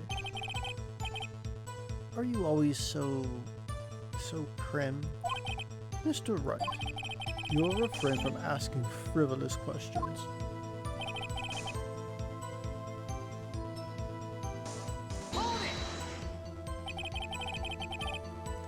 Are you sure it was Miss May on the phone?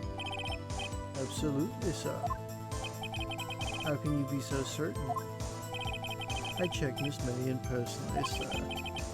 Not only did I see her in all her stunning radiance, but I also heard her voice. Then I saw them. And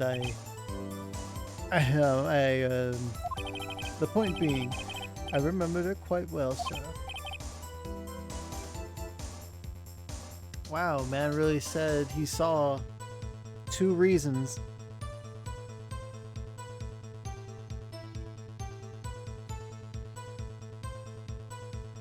Yes, what then?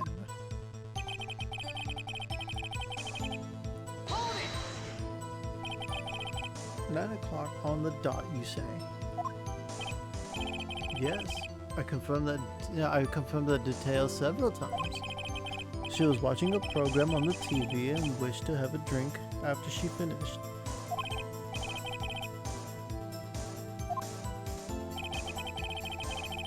I brought it to her at precisely the requested time.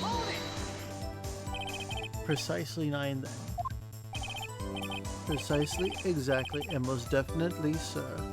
9 o'clock p.m. How can you be so sure?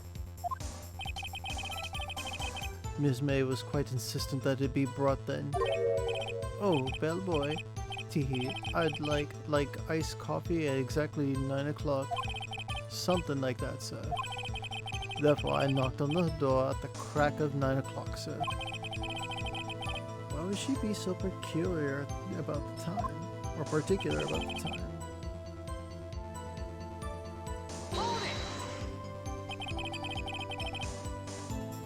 You are sure it was Miss April May herself? Absolutely, sir. Absolutely? Yes, sir. As in, so very absolutely, sir. It is an endearing mannerism of mine. How come you're so very certain? Well, when I brought the room service, the guests favored me with an embracer, sir. Embracer? Is that French for embrace? It's French for kiss, but not a French kiss, more of a peck on the cheek.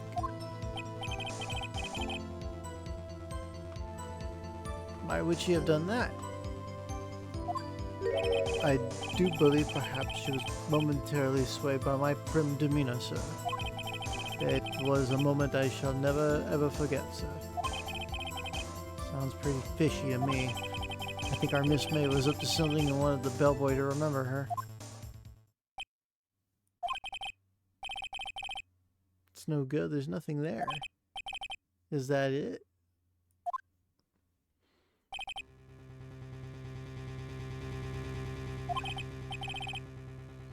Finally, you understand.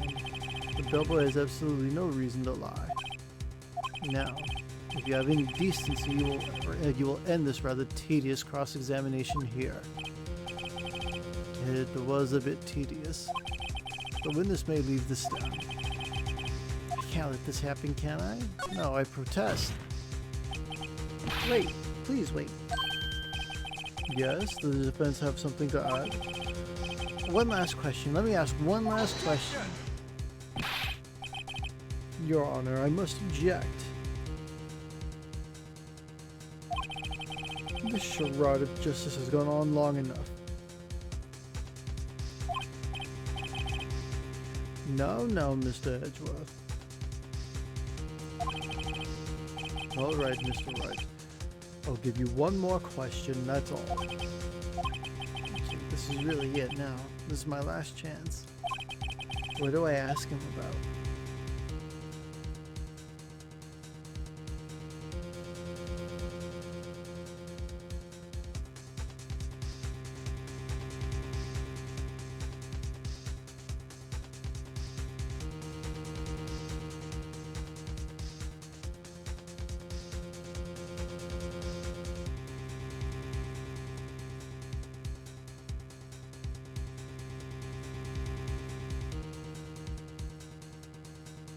We ask him about how to save.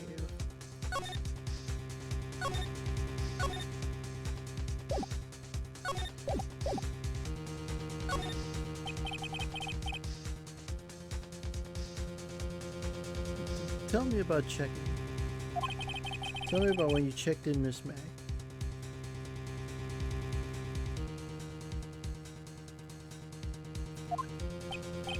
Oh, alright.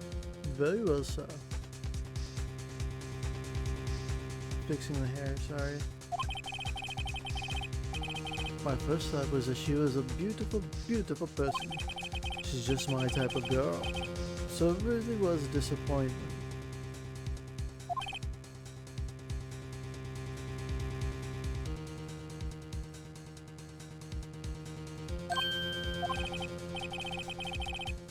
Excuse me, what exactly was a disappointment?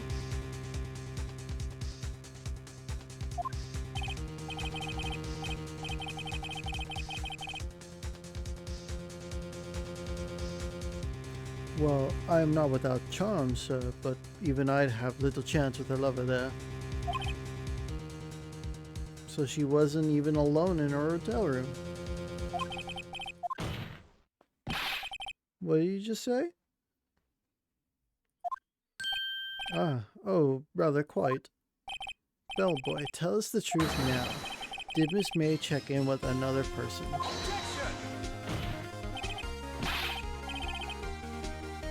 I object. That was objectionable. No, maybe it's a pretty good point.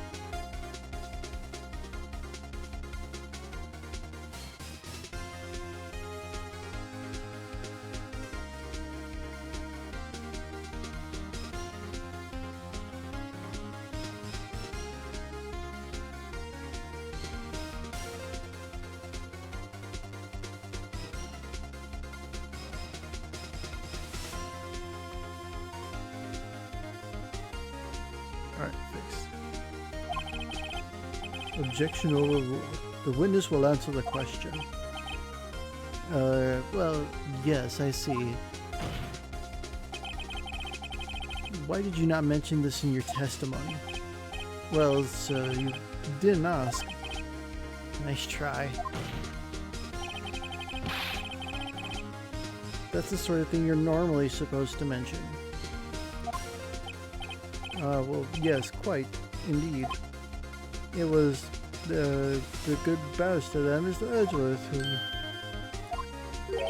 He asked me not to mention it if I wasn't specifically asked, so... Wow, you really threw Edgeworth under the bus. You fool! I've done it. I've won.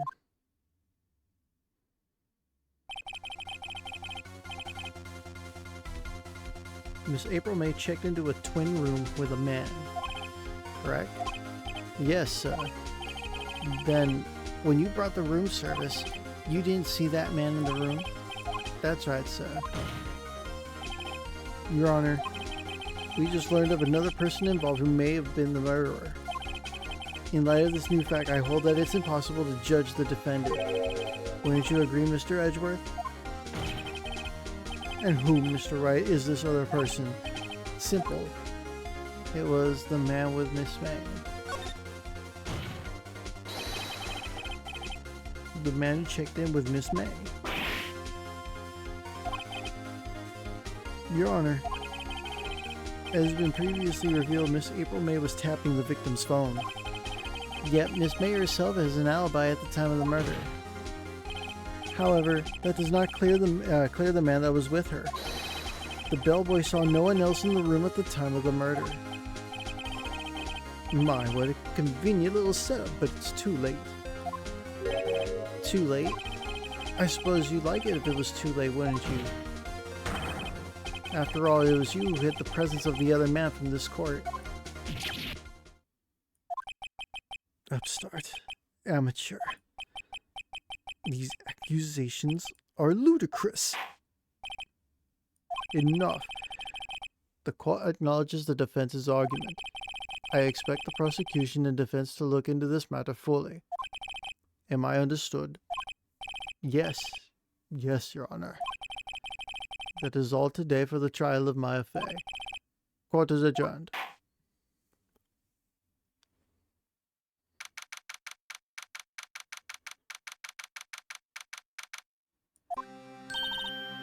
Mr. Wright, you were amazing in there. Yeah, really? I think I might be your newest fan. Oh, I was doing my job, you know? Then again, that other attorney was pretty cool too. Huh? That face of his, with his eyes wide, what the fuck? Oops. Yeah, it sent shivers down my spine.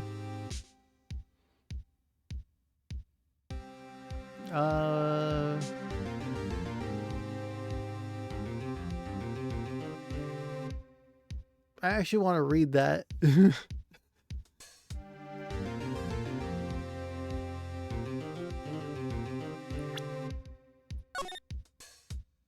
Oh, but it only starts me right here. I have to actually go through all that again. No, never mind. It's fine, it's fine.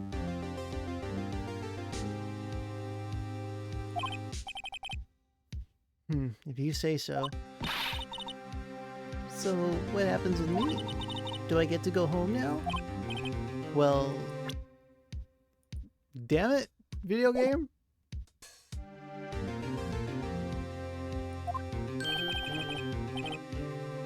No, I don't think so. Not yet. Oh, I see. But I got a great lead in today's trial. A lead? That man with Miss May, he's the key. Oh, I get it. What happened to Miss May after that anyway? I heard they arrested her. I guess she's learning her charms won't work everywhere. She's probably at the detention center now. I may have to go down there later. Anyway, this case is far from closed. Yes, sir. I'm going to find out more about this man. Do you think he was the one who... Maybe so, sis. Don't worry, I'll find him by tomorrow, I promise. I'm counting on you. I asked for a full record of April May's testimony. I thought it might come in handy during the trial tomorrow. But now that I have it, I'm not so sure. Most of her testimony was all lies.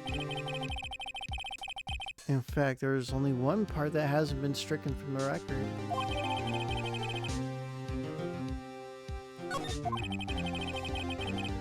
I don't know how much good this will do me at all now, but I don't know how much this will how much good this will do me at all now. Anyway, time to hit the pavement and do some investigating. Maya doesn't belong in that detention center. It's up to me to set her free.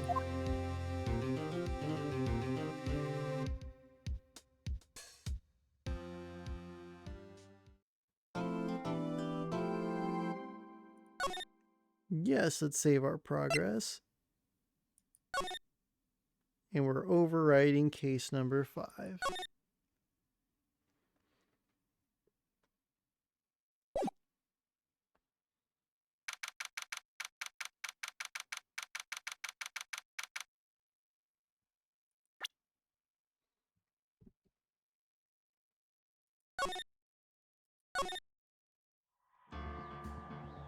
All right, now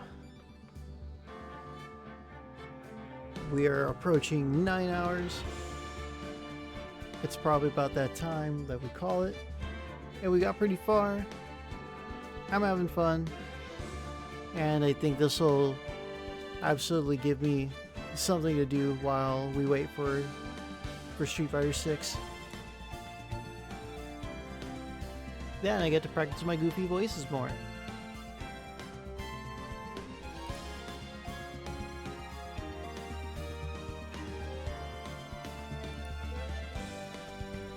Alright, now let's see. Who is online?